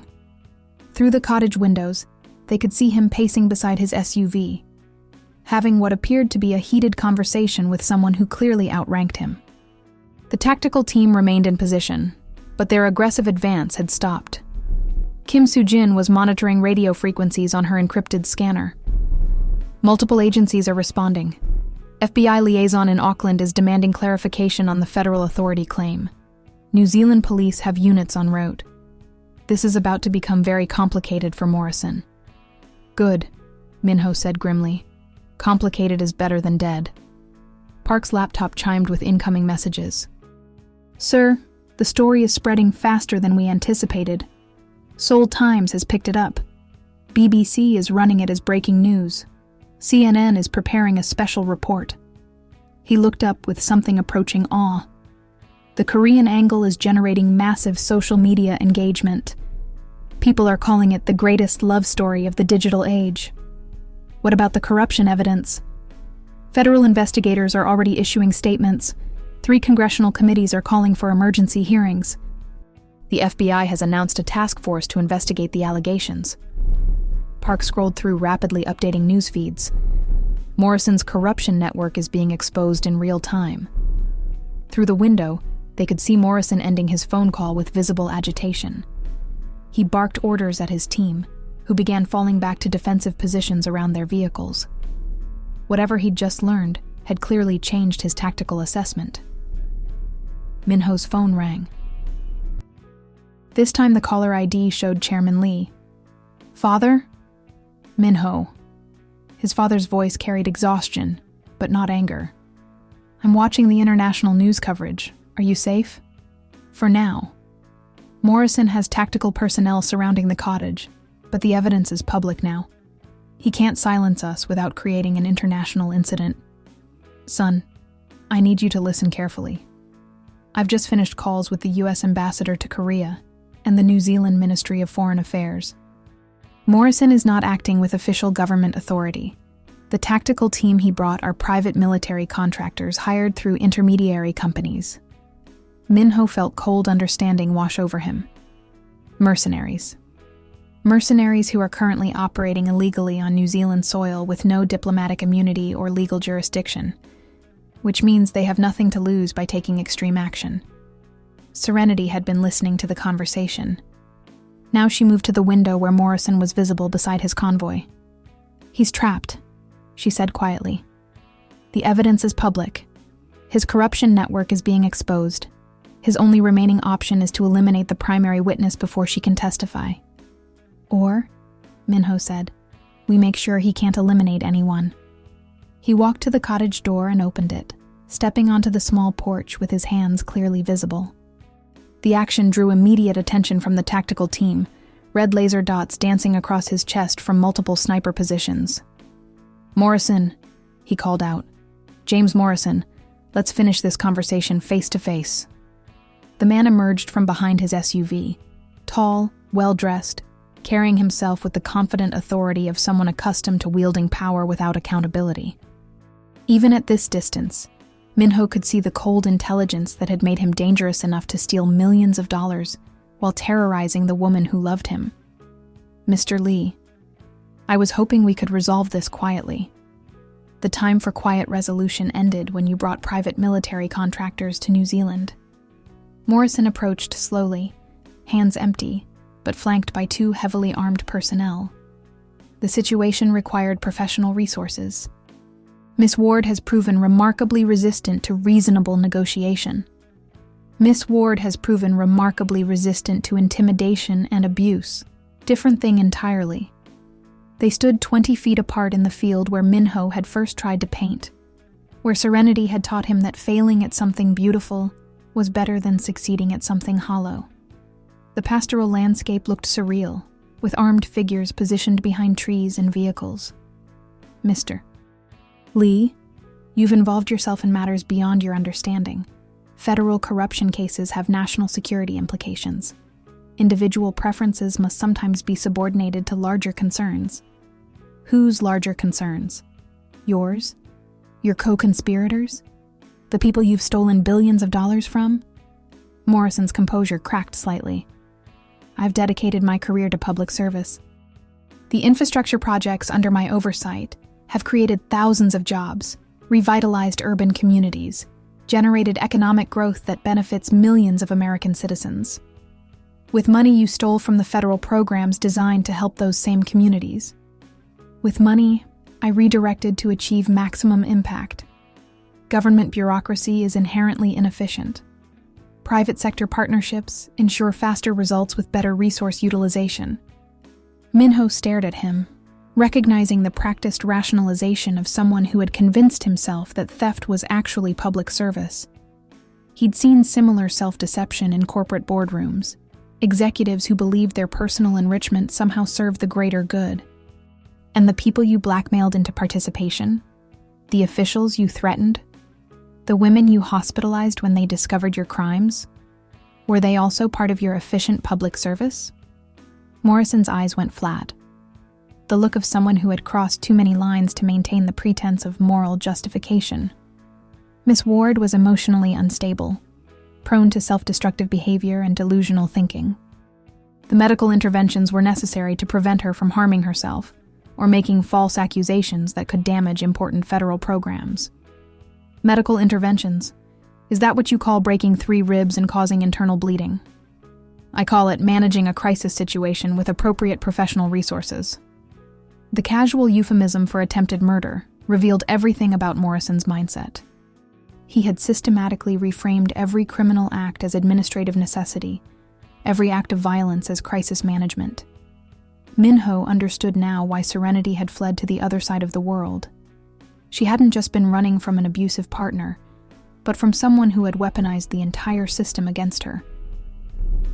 James. Serenity's voice carried across the field as she stepped onto the porch beside Min-ho. It's over. Morrison's attention shifted to her, and his expression changed completely. The cold professionalism disappeared, replaced by something possessive and predatory. Serenity, you look well. New Zealand agrees with you. Freedom agrees with me, something you made sure I didn't have for 2 years. I gave you everything. Career opportunities, social connections, financial security. All I asked for in return was discretion and loyalty. You asked for silence about your crimes. You asked me to pretend that stealing federal money was legitimate business. You asked me to ignore the people whose lives were destroyed by your corruption. I asked you to trust that I knew better than you did about complex policy matters involving millions of dollars and thousands of jobs. Serenity stepped forward, and Min-ho saw something shift in her posture. The fearful woman who had spent 8 months hiding was gone, replaced by someone who had found her strength in the crucible of genuine love and unconditional support. You asked me to be complicit in systematic theft and organized corruption. When I refused, you tried to beat me into submission. When that didn't work, you tried to destroy my credibility and reputation. When I disappeared, you hired private investigators to hunt me across 3 countries. I tried to protect you from the consequences of your own poor judgment. No, James. You tried to silence the only person who could prove you're a criminal. Morrison was quiet for a moment, studying her with the calculating gaze of someone reassessing a strategic situation. When he spoke again, his voice carried new menace. The evidence you think you've released? It's incomplete, missing crucial context that could implicate innocent people in crimes they didn't commit. Federal investigators will need the complete files to avoid prosecuting victims instead of perpetrators. What are you talking about? The USB drive contained only 60% of the total documentation. The remaining files are in a secure location that only I can access. Without that context, your partial evidence will destroy the lives of people who were coerced into minimal participation while allowing the real criminals to escape prosecution. Min-ho felt the blood drain from his face. If Morrison was telling the truth, their victory might have been turned into a trap that would hurt innocent people while protecting the guilty. Where are the remaining files? Serenity asked. Safe. And they'll remain safe as long as you agree to voluntary federal custody, pending a complete investigation that considers all available evidence. It was an elegant manipulation, using Serenity's compassion for innocent victims to lure her back into Morrison's control. But Min-ho had spent years in boardrooms with men who used people's virtues against them. He recognized the pattern. "Show us proof that additional files exist," he said. "I'm not negotiating with intermediaries. This is between Miss Ward and federal authorities. Show us proof, or we assume you're lying to manipulate her into surrendering voluntarily." Morrison reached into his jacket and withdrew a tablet computer. On the screen was a directory listing, showing dozens of files that matched the naming convention of the evidence they'd already released, but with dates and descriptions that weren't included in their USB drive. 60%, Morrison repeated. Enough to create a scandal, but not enough to ensure justice. The choice is yours, Miss Ward. Voluntary cooperation that protects innocent people, or incomplete evidence that destroys lives indiscriminately. Serenity stared at the tablet, her face cycling through emotions as she processed what Morrison was claiming. If he was telling the truth, their moment of triumph might have caused exactly the collateral damage she'd been trying to avoid. "There's one more thing you should know," Morrison added. "The tactical team surrounding this cottage has orders to prevent the destruction of federal evidence by any means necessary. If you attempt to flee or refuse voluntary cooperation, they're authorized to use lethal force to protect national security interests." The threat was clear. Surrender voluntarily, or be killed along with anyone who tried to protect her. But before either Min-ho or Serenity could respond, new sounds reached them, helicopter rotors approaching fast, accompanied by the distant wail of sirens that meant New Zealand authorities were finally arriving in force. And what they saw approaching over the mountains would prove that love stories, when they capture international attention, become too powerful for even corrupt federal officials to silence. The helicopter cresting the mountain ridge wasn't the New Zealand Police Aviation Unit they'd expected. It was a sleek black aircraft with no visible markings, approaching with military precision. Minho felt his heart sink as he realized Morrison had called in additional resources. But then a second helicopter appeared, this one clearly marked with New Zealand police insignia, followed immediately by a third bearing the logo of an international news network. The unmarked aircraft suddenly seemed less reinforcement and more complication for Morrison's increasingly desperate situation. "Sir!" Kim Soo-jin's voice crackled through Minho's earpiece. The unmarked helicopter is broadcasting Korean military identification codes. That's a Republic of Korea diplomatic security aircraft. Minho stared at the approaching helicopters, processing what Kim had just revealed. "My father sent military support?" "Negative, sir. According to the radio chatter I'm intercepting, that aircraft is carrying FBI legal attachés, Interpol investigators, and Korean diplomatic security personnel. This is an officially coordinated international law enforcement operation." Morrison had gone pale, watching his carefully planned extraction become a multinational incident that would be broadcast live to international audiences. His tactical team was looking to him for orders, but any aggressive action now would be captured by news cameras and witnessed by law enforcement from 3 countries. The marked helicopters landed in the field 50 meters away, disgorging personnel in various official uniforms. The unmarked aircraft hovered overhead, creating a protective perimeter that made it clear Morrison's mercenaries were outnumbered and outgunned by legitimate authorities. A tall woman in an FBI windbreaker approached across the field, accompanied by officers in New Zealand police uniforms, and 2 men in dark suits who carried themselves with the diplomatic authority Minho recognized from his father's government meetings. "Mr. Morrison!" the FBI agent called out, her voice carrying absolute authority. "I'm Special Agent Sarah Chen, FBI Financial Crimes Division.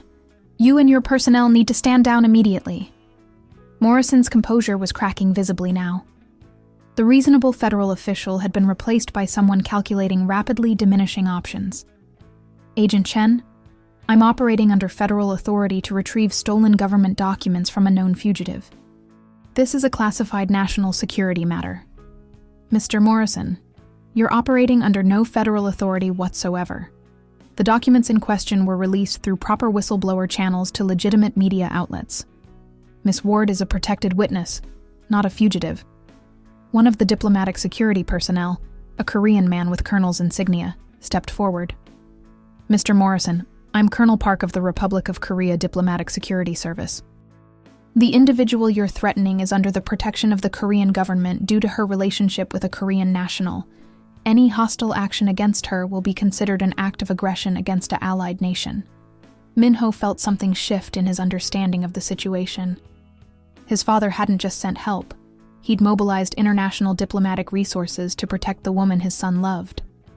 "Furthermore," Agent Chen continued, "the tactical personnel you've brought to New Zealand are operating illegally as unlicensed private military contractors on foreign soil. They're subject to immediate arrest and extradition to face federal charges in the United States." Morrison's tactical team was receiving new information through their own communication systems. Minho could see the moment they realized their employer could no longer protect them from prosecution. Shoulders relaxing, weapons lowering slightly, the professional calculation of soldiers who understood when a mission had become untenable. "James," Serenity called out, her voice carrying across the field with new strength. "It's over. The evidence is public. Federal investigators have what they need. Your corruption network is being dismantled as we speak." "The evidence is incomplete," Morrison repeated desperately. "Without the additional files, innocent people will be prosecuted while the real criminals escape justice." Agent Chen looked at him with something approaching pity. "Mr. Morrison, we recovered the complete files from your Chicago residence 3 hours ago. Federal magistrates issued search warrants based on the evidence Miss Ward provided. We have everything. Bank records, email communications, recorded conversations, documentation of bribes, threats, and systematic theft of federal funds totaling $2.7 billion over 6 years. The number hit Morrison like a physical blow. He staggered slightly, the careful composure of the past hour completely abandoned. That's impossible. 40 minutes. Minho watched Morrison process the complete collapse of his position. The man who had terrorized Serenity for 8 months, who had stolen billions of dollars while threatening anyone who tried to expose him, was discovering that his carefully constructed power was as illusory as his moral justifications. Mr.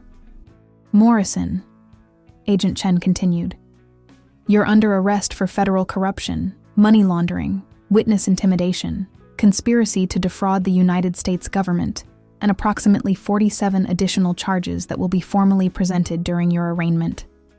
2 FBI agents moved to flank Morrison, but he stepped back, his hand moving toward his jacket. The gesture was small, but unmistakable, the movement of someone reaching for a weapon. James, don't. Serenity's voice cut through the tension like a blade. Don't make this worse than it has to be. Worse? Morrison's laugh was bitter and desperate. My career is destroyed. My life is destroyed. Federal prison for the rest of my existence. How exactly could this be worse? Because you could take innocent people with you. Because you could prove that everything I believed about who you used to be was wrong. Morrison stared at her across the field, the woman he had claimed to love, whom he had systematically abused, who had ultimately found the courage to destroy his criminal empire. You really believe I was a good person once, he said. I believe you were a person who made increasingly bad choices until you forgot who you used to be. And now? Now you have one chance to remember. One chance to surrender peacefully and cooperate with federal investigators to minimize the harm to people who were coerced into your corruption network. Morrison's hand remained near his jacket, but his posture had shifted slightly. The desperate calculation was being replaced by something that might have been recognition. If I cooperate, if I provide complete testimony about every aspect of the corruption network, what happens to me? Agent Chen stepped forward carefully. Federal sentencing guidelines will take cooperation into account. Full disclosure could reduce your sentence significantly, though you're still facing substantial prison time. How substantial? That depends on how many billions of dollars you help us recover and how many additional victims your testimony identifies. Morrison looked around the field, at the international law enforcement personnel, at the news cameras capturing every moment, at his own tactical team who were now clearly preparing to surrender rather than face federal prosecution for supporting a criminal operation. Finally, his gaze settled on Serenity, who was watching him with something that wasn't forgiveness, but might have been compassion.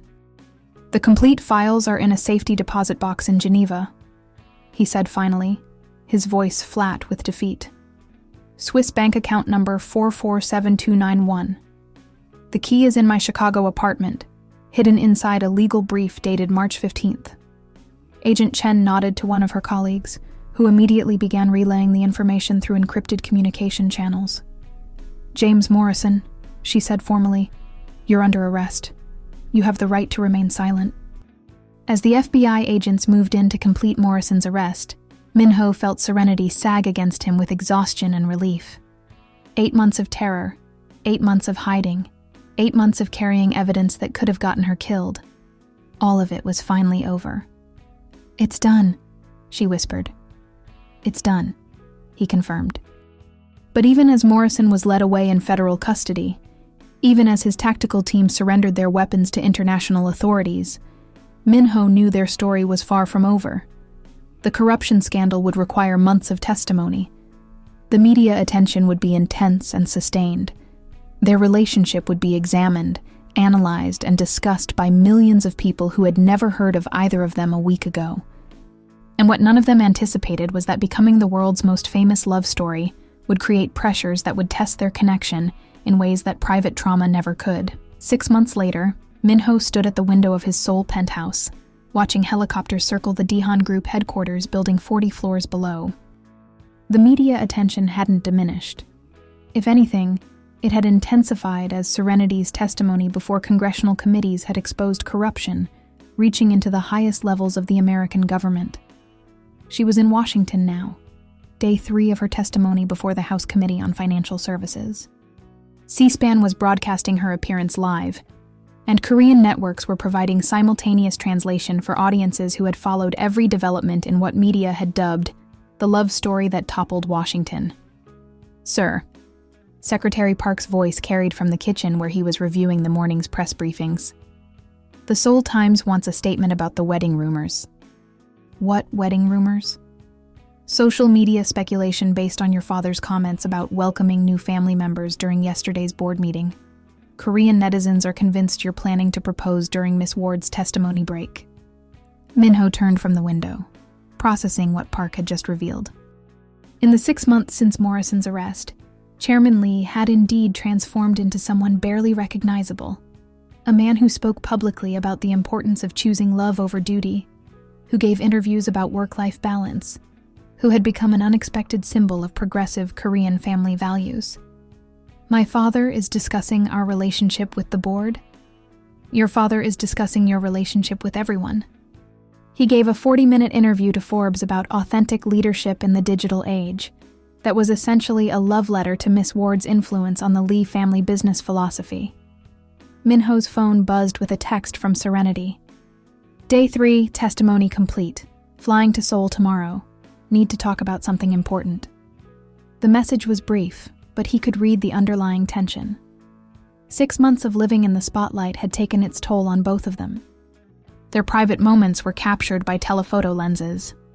Their conversations were analyzed for hidden meanings by media commentators.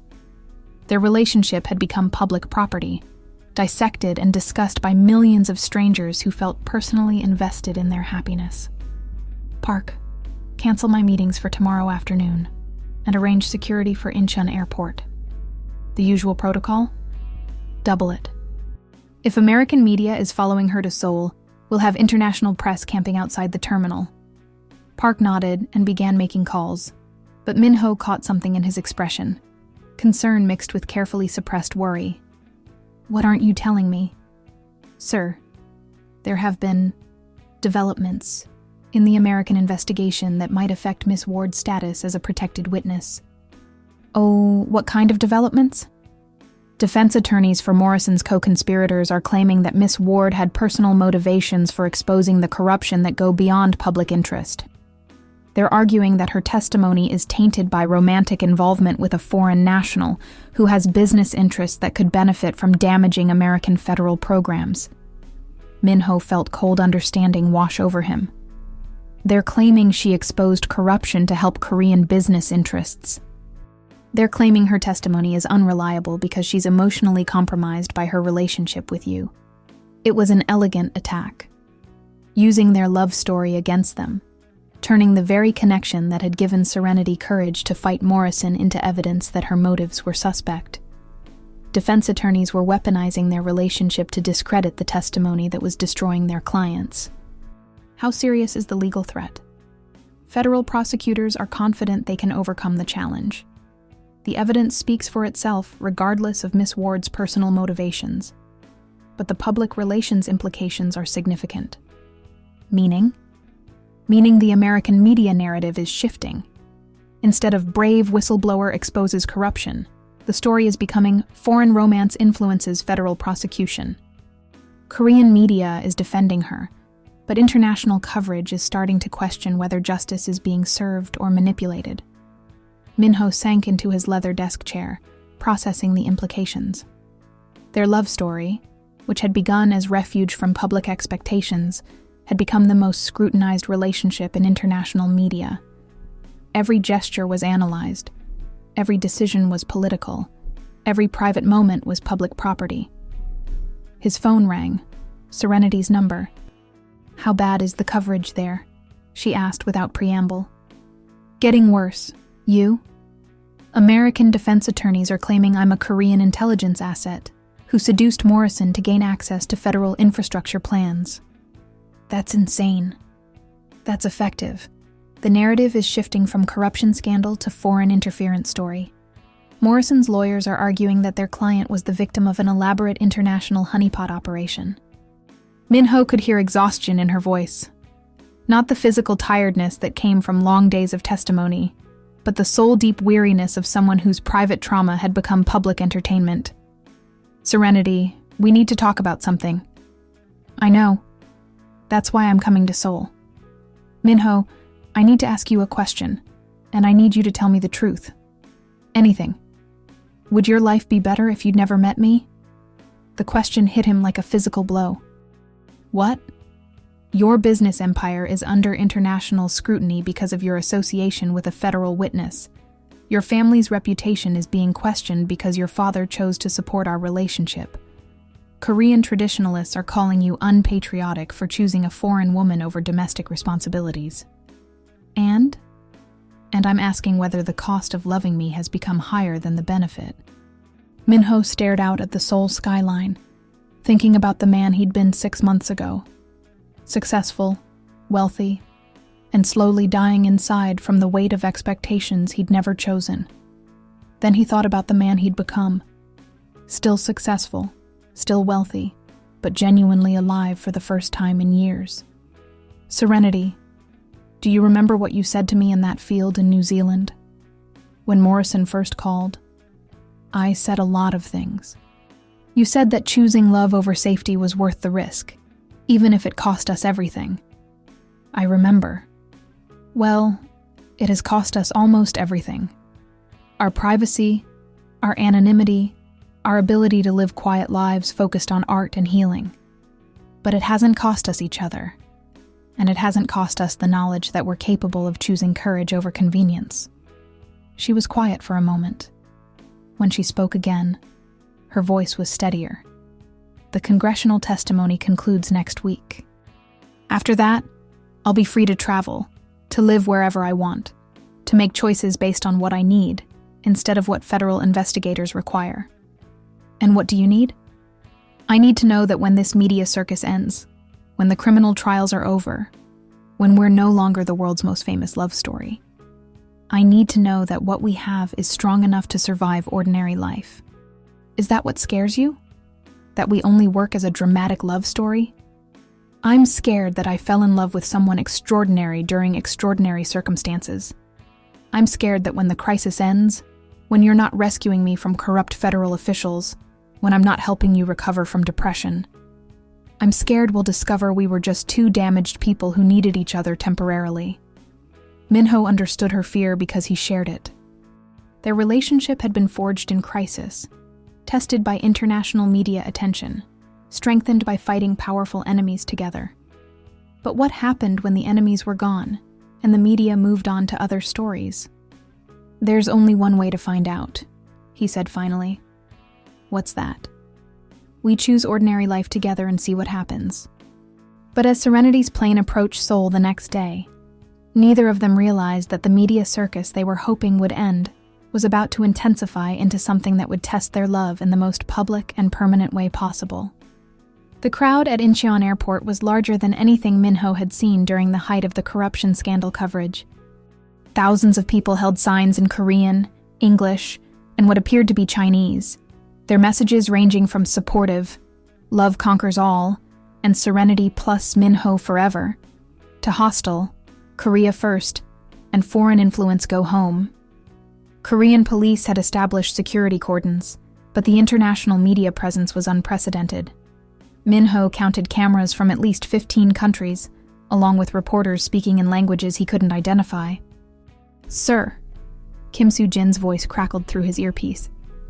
Miss Ward's flight landed 20 minutes ago. She's being held in a diplomatic security area until we can clear a path through the terminal. How bad is it? Worst I've seen. American congressional testimony concluded with testimony that implicated 12 federal officials and exposed $4.2 billion in systematic corruption. International media is treating this as the biggest political scandal since Watergate. Min-ho watched the crowd through the airport's bulletproof windows, feeling the weight of what their private love story had become. Strangers held signs featuring their faces. Political commentators debated their relationship on live television. Government officials from 2 countries had issued statements about the international implications of their romance. Kim, is there any way to get her out without facing the media? Negative. Every exit is monitored. Helicopter extraction would create an even bigger spectacle. Best option is controlled exposure. Brief statement, no questions, immediate departure. Minho's phone buzzed with an incoming call from an unknown international number. He almost declined, but something made him answer. Minho? The voice was unfamiliar. American, female, official.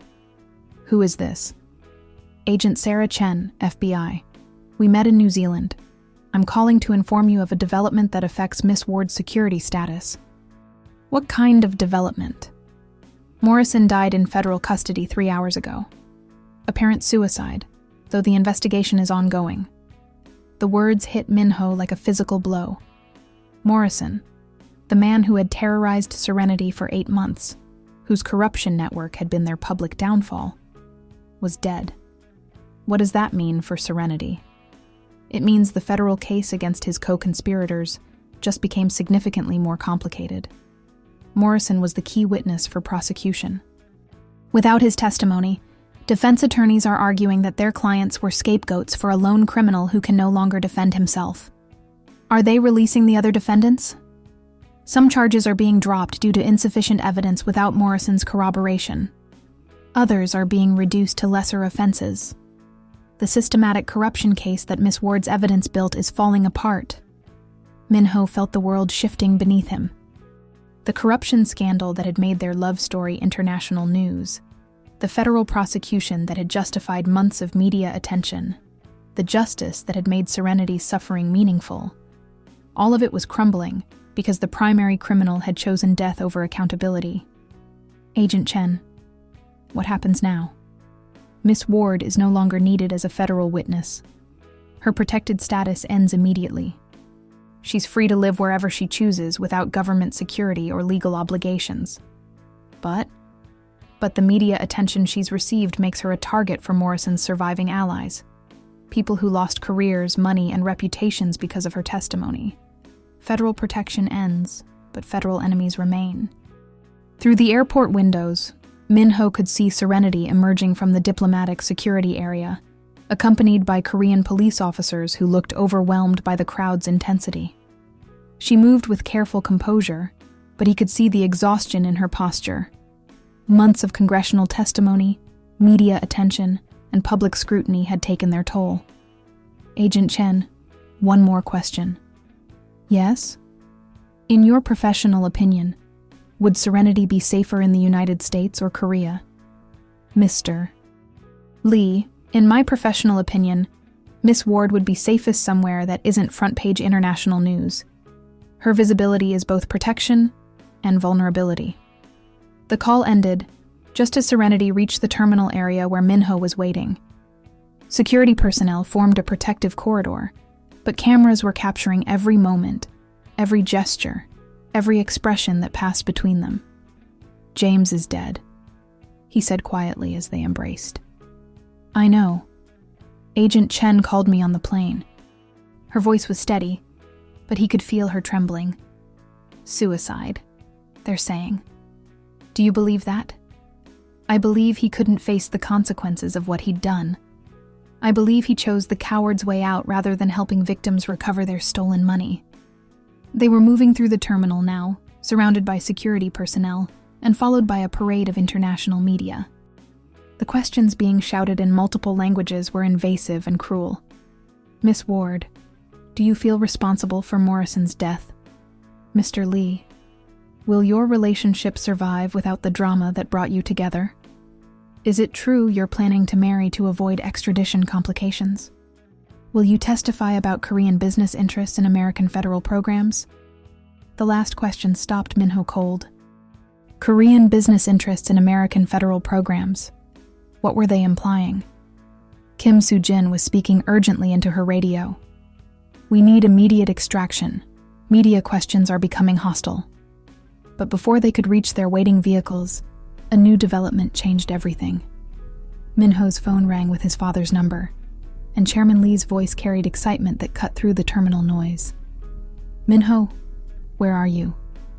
Airport. Extracting Serenity from Media Circus. Perfect timing. I have news that will change everything. What news? The Korean government has just announced a bilateral infrastructure partnership with the United States. Daehan Group will be the primary contractor for rebuilding the federal programs that Morrison's corruption damaged. It's the largest international construction contract in company history. Minho felt the blood drain from his face. The timing was too perfect, too convenient. Korean media would immediately connect his relationship with Serenity to his family's business windfall. Father, tell me this contract isn't connected to the corruption investigation. Of course it's connected. Your girlfriend's courage in exposing federal corruption created the opportunity for legitimate Korean businesses to repair the damage. It's poetic justice, Minho. Love triumphing over corruption. Integrity rewarded with prosperity. Through the terminal windows, Minho could see reporters receiving breaking news updates on their phones. The story was already shifting, from love story to business conspiracy, from romance to calculated strategic advantage. Father, we need to decline the contract. Decline.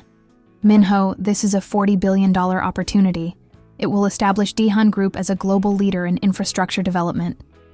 And it will destroy any credibility Serenity has as a whistleblower. It will make her testimony look like part of an elaborate scheme to benefit Korean business interests. Son, sometimes personal happiness and professional success align. This is one of those times. But Minho could see from Serenity's expression that she understood the implications immediately. Her testimony, her months of congressional hearings, her courage in facing Morrison, all of it would be reframed as part of a conspiracy to benefit her Korean boyfriend's family business. The crowd outside had grown larger and more hostile. Signs that had proclaimed support for their love story were being replaced by accusations of corruption and foreign manipulation. Minho, Serenity said quietly, we need to make a choice. What choice? Your family's business success, or my reputation as someone who fought corruption for justice rather than profit? That's not a choice I'm willing to make. Then we need to find a third option. Fast. Listen. But as they stood in that airport terminal, surrounded by international media and accusations of conspiracy, both of them realized that sometimes love means choosing to sacrifice everything you thought you wanted for the integrity of what you've built together. The press conference was Minho's idea, but the location was Serenity's choice. The same field in New Zealand where they had first painted together, where Morrison had been arrested, where their love story had become international news.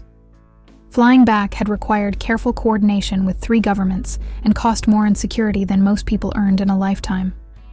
But some statements could only be made in the place where everything began. They sat at a simple wooden table someone had carried from the cottage, microphones arranged between them like the paint tubes that had once occupied the same space. International media filled the field, cameras, satellites, reporters speaking in dozens of languages to audiences around the world. Minho wore a simple black suit, no tie, no corporate armor. Serenity wore a white dress that caught the afternoon light like canvas waiting for paint. They looked like 2 people about to get married, rather than 2 people about to end one of the most famous love stories of the digital age. Thank you for coming, Minho began, his voice carrying across the field through wireless amplification. 6 months ago, in this field, 2 damaged people found healing in each other's company. Today, we're here to explain why that healing requires a choice that will disappoint everyone who has invested emotionally in our relationship. The crowd of reporters grew quiet, sensing that whatever was about to be announced would be significant.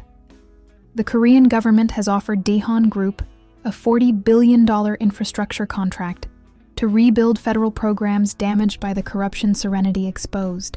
It's the largest business opportunity in our company's history. It would also destroy her credibility as someone who fought corruption for justice rather than personal gain. Serenity took his hand on the table, the gesture visible to cameras around the world. James Morrison is dead, she said, her voice steady despite the magnitude of what she was revealing. The federal case against his co-conspirators is falling apart without his testimony. Defense attorneys are claiming that my evidence was part of a conspiracy to benefit Korean business interests through my relationship with Minho. Which is why, Minho continued, Daehan Group will be declining the infrastructure contract, all $40 billion of it. The statement sent a ripple through the media crowd. Reporters began speaking urgently into phones and cameras, processing what they'd just heard. A Korean business empire was turning down the largest contract in its history to protect the reputation of an American whistleblower. Furthermore, Serenity added, I'm announcing the establishment of the Morrison Accountability Foundation, which will work to recover stolen federal funds and provide support for other whistleblowers who expose government corruption. The foundation will be funded entirely through American sources to ensure that it cannot be influenced by foreign interests. The foundation will operate independently of any Korean involvement, Minho explained. Serenity will serve as its director. I will have no role in its operations or decisions.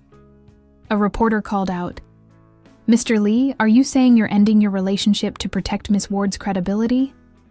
Minho and Serenity looked at each other across the table, and for a moment the field full of media disappeared.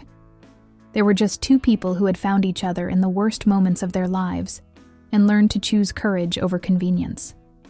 We're saying, Serenity replied, that sometimes the greatest act of love is creating space for the person you care about to become who they're meant to be, even if that means stepping back from the relationship that helped them discover their strength. Are you breaking up?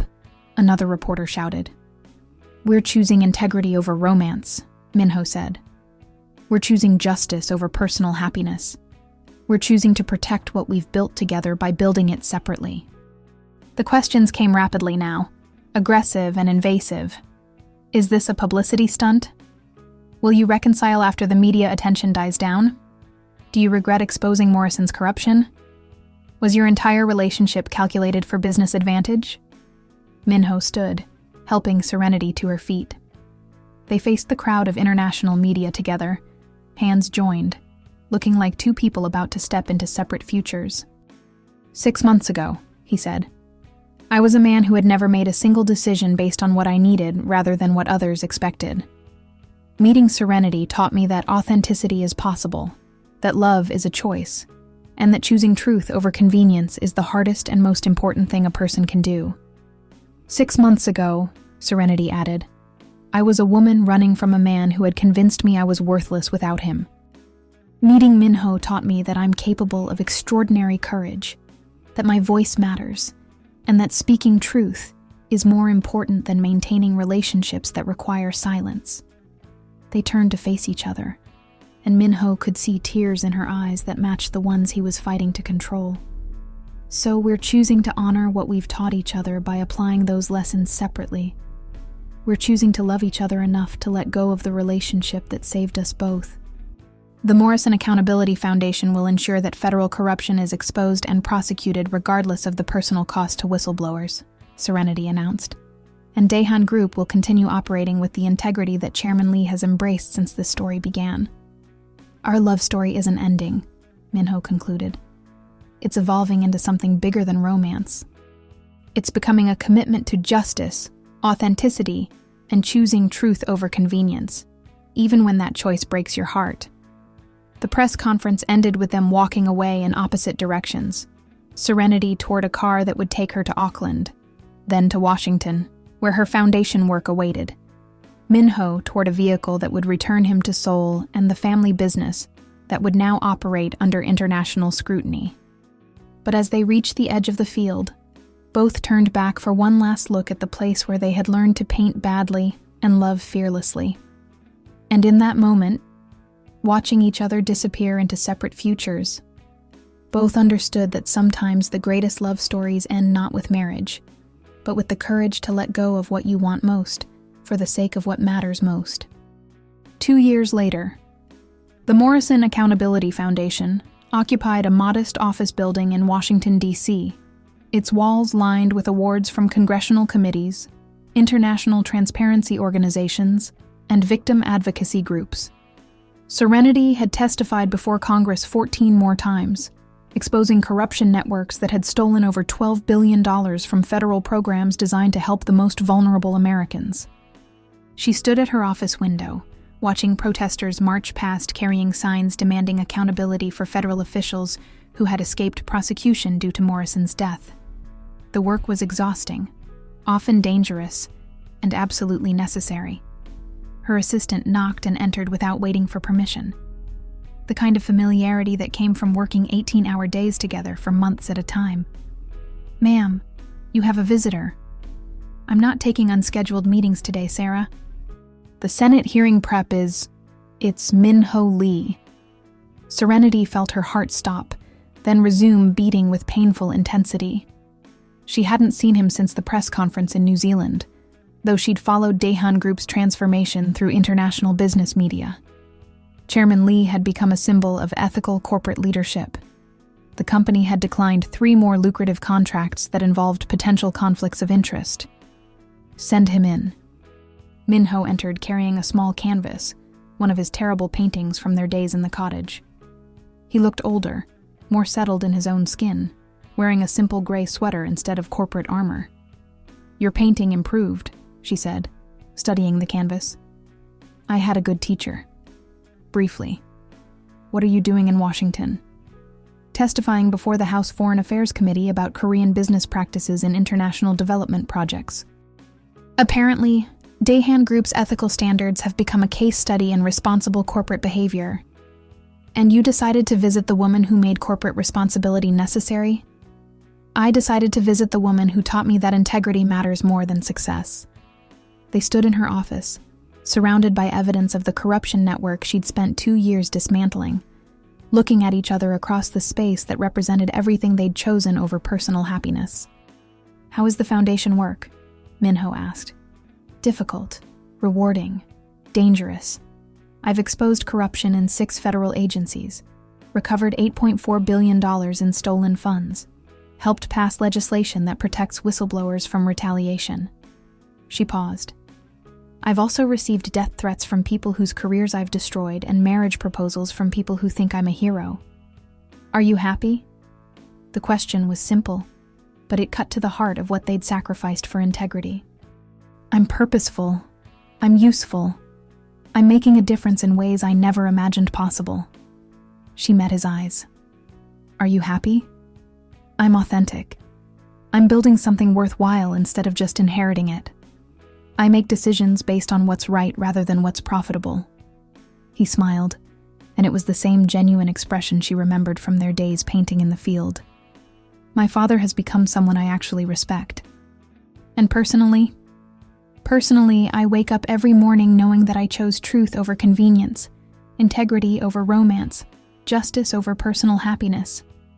It's not the life I thought I wanted, but it's the life I needed to build." "Any regrets?" Min-ho was quiet for a moment, studying the canvas he'd brought, evidence of their brief time learning to fail at something beautiful together. "I regret that loving you cost us the chance to be together. I don't regret loving you. I regret that choosing justice meant giving up the person who taught me I was worth fighting for. I don't regret choosing justice."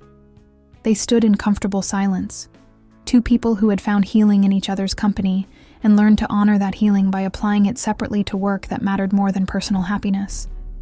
"There's something I need to tell you," Min-ho said finally. "What?" "The Foundation's work exposing federal corruption has created opportunities for legitimate international partnerships to rebuild damaged programs. Daehan Group has been approached about infrastructure contracts that would help restore the communities Morrison's network stole from." Serenity felt her breath catch. "Are you accepting them?" "Only if the Morrison Accountability Foundation reviews all contracts and certifies that they serve public interest rather than corporate profit. Only if you personally sign off on every partnership. That would mean working together. It would mean our love story evolving into something bigger than romance. Professional partnership in service of justice. Using what we learned about choosing integrity over convenience to build something that helps other people." Serenity moved to her window, looking out at the protesters demanding accountability from federal officials who had escaped justice due to Morrison's convenient death. Then she looked back at Min-ho, seeing in his expression the same desperate courage she'd felt when they first chose truth over safety. "Professional partnership only," she said. "No personal relationship, no romantic involvement. Just two people who learn to choose justice over convenience working together to ensure that choice serves something larger than themselves." "Professional partnership only," Minho confirmed. "With one exception." "What exception?" "Every year, on the anniversary of Morrison's arrest, we paint together in that field in New Zealand. Badly. Without cameras or media or any agenda, except remembering that sometimes the greatest love is choosing to let go of what you want most for the sake of what matters most." Serenity smiled, the first genuine expression of joy she'd felt in 2 years of purposeful but solitary work. "That's the most romantic, unromantic proposal I've ever heard. It's the only kind of romance that's sustainable when you've learned to choose truth over convenience. Deal." They shook hands formally, sealing a professional partnership that would rebuild communities destroyed by corruption, while honoring the love that had taught them both to choose integrity over personal happiness. And in that handshake, both understood they had found something rarer than romance, stronger than passion, more lasting than the love story that had made them famous. They had found the courage to love so completely that they were willing to transform that love into service to something larger than themselves. 6 months later, the first joint project between the Morrison Accountability Foundation and Dehan Group broke ground in Detroit. Affordable housing built with recovered federal funds, designed to serve families rather than generate profit, monitored by international observers to ensure that every dollar went to its intended purpose. The dedication ceremony was attended by federal officials, corruption survivors, and international media who covered it not as romance, but as justice. And in a field in New Zealand, 2 easels stood waiting for the anniversary that would honor the love story that had taught them both, that sometimes the greatest miracle money can't buy is the wisdom to choose what matters most over what you want most. This story demonstrates that true love sometimes means choosing justice over personal happiness, integrity over romance, and service to others over service to ourselves. Minho and Serenity's love didn't end. It evolved into something that serves justice, protects the vulnerable, and ensures that their personal healing creates space for others to find healing as well. The greatest love stories aren't always the ones that end in marriage. Sometimes they're the ones that end in the courage to love something bigger than yourself.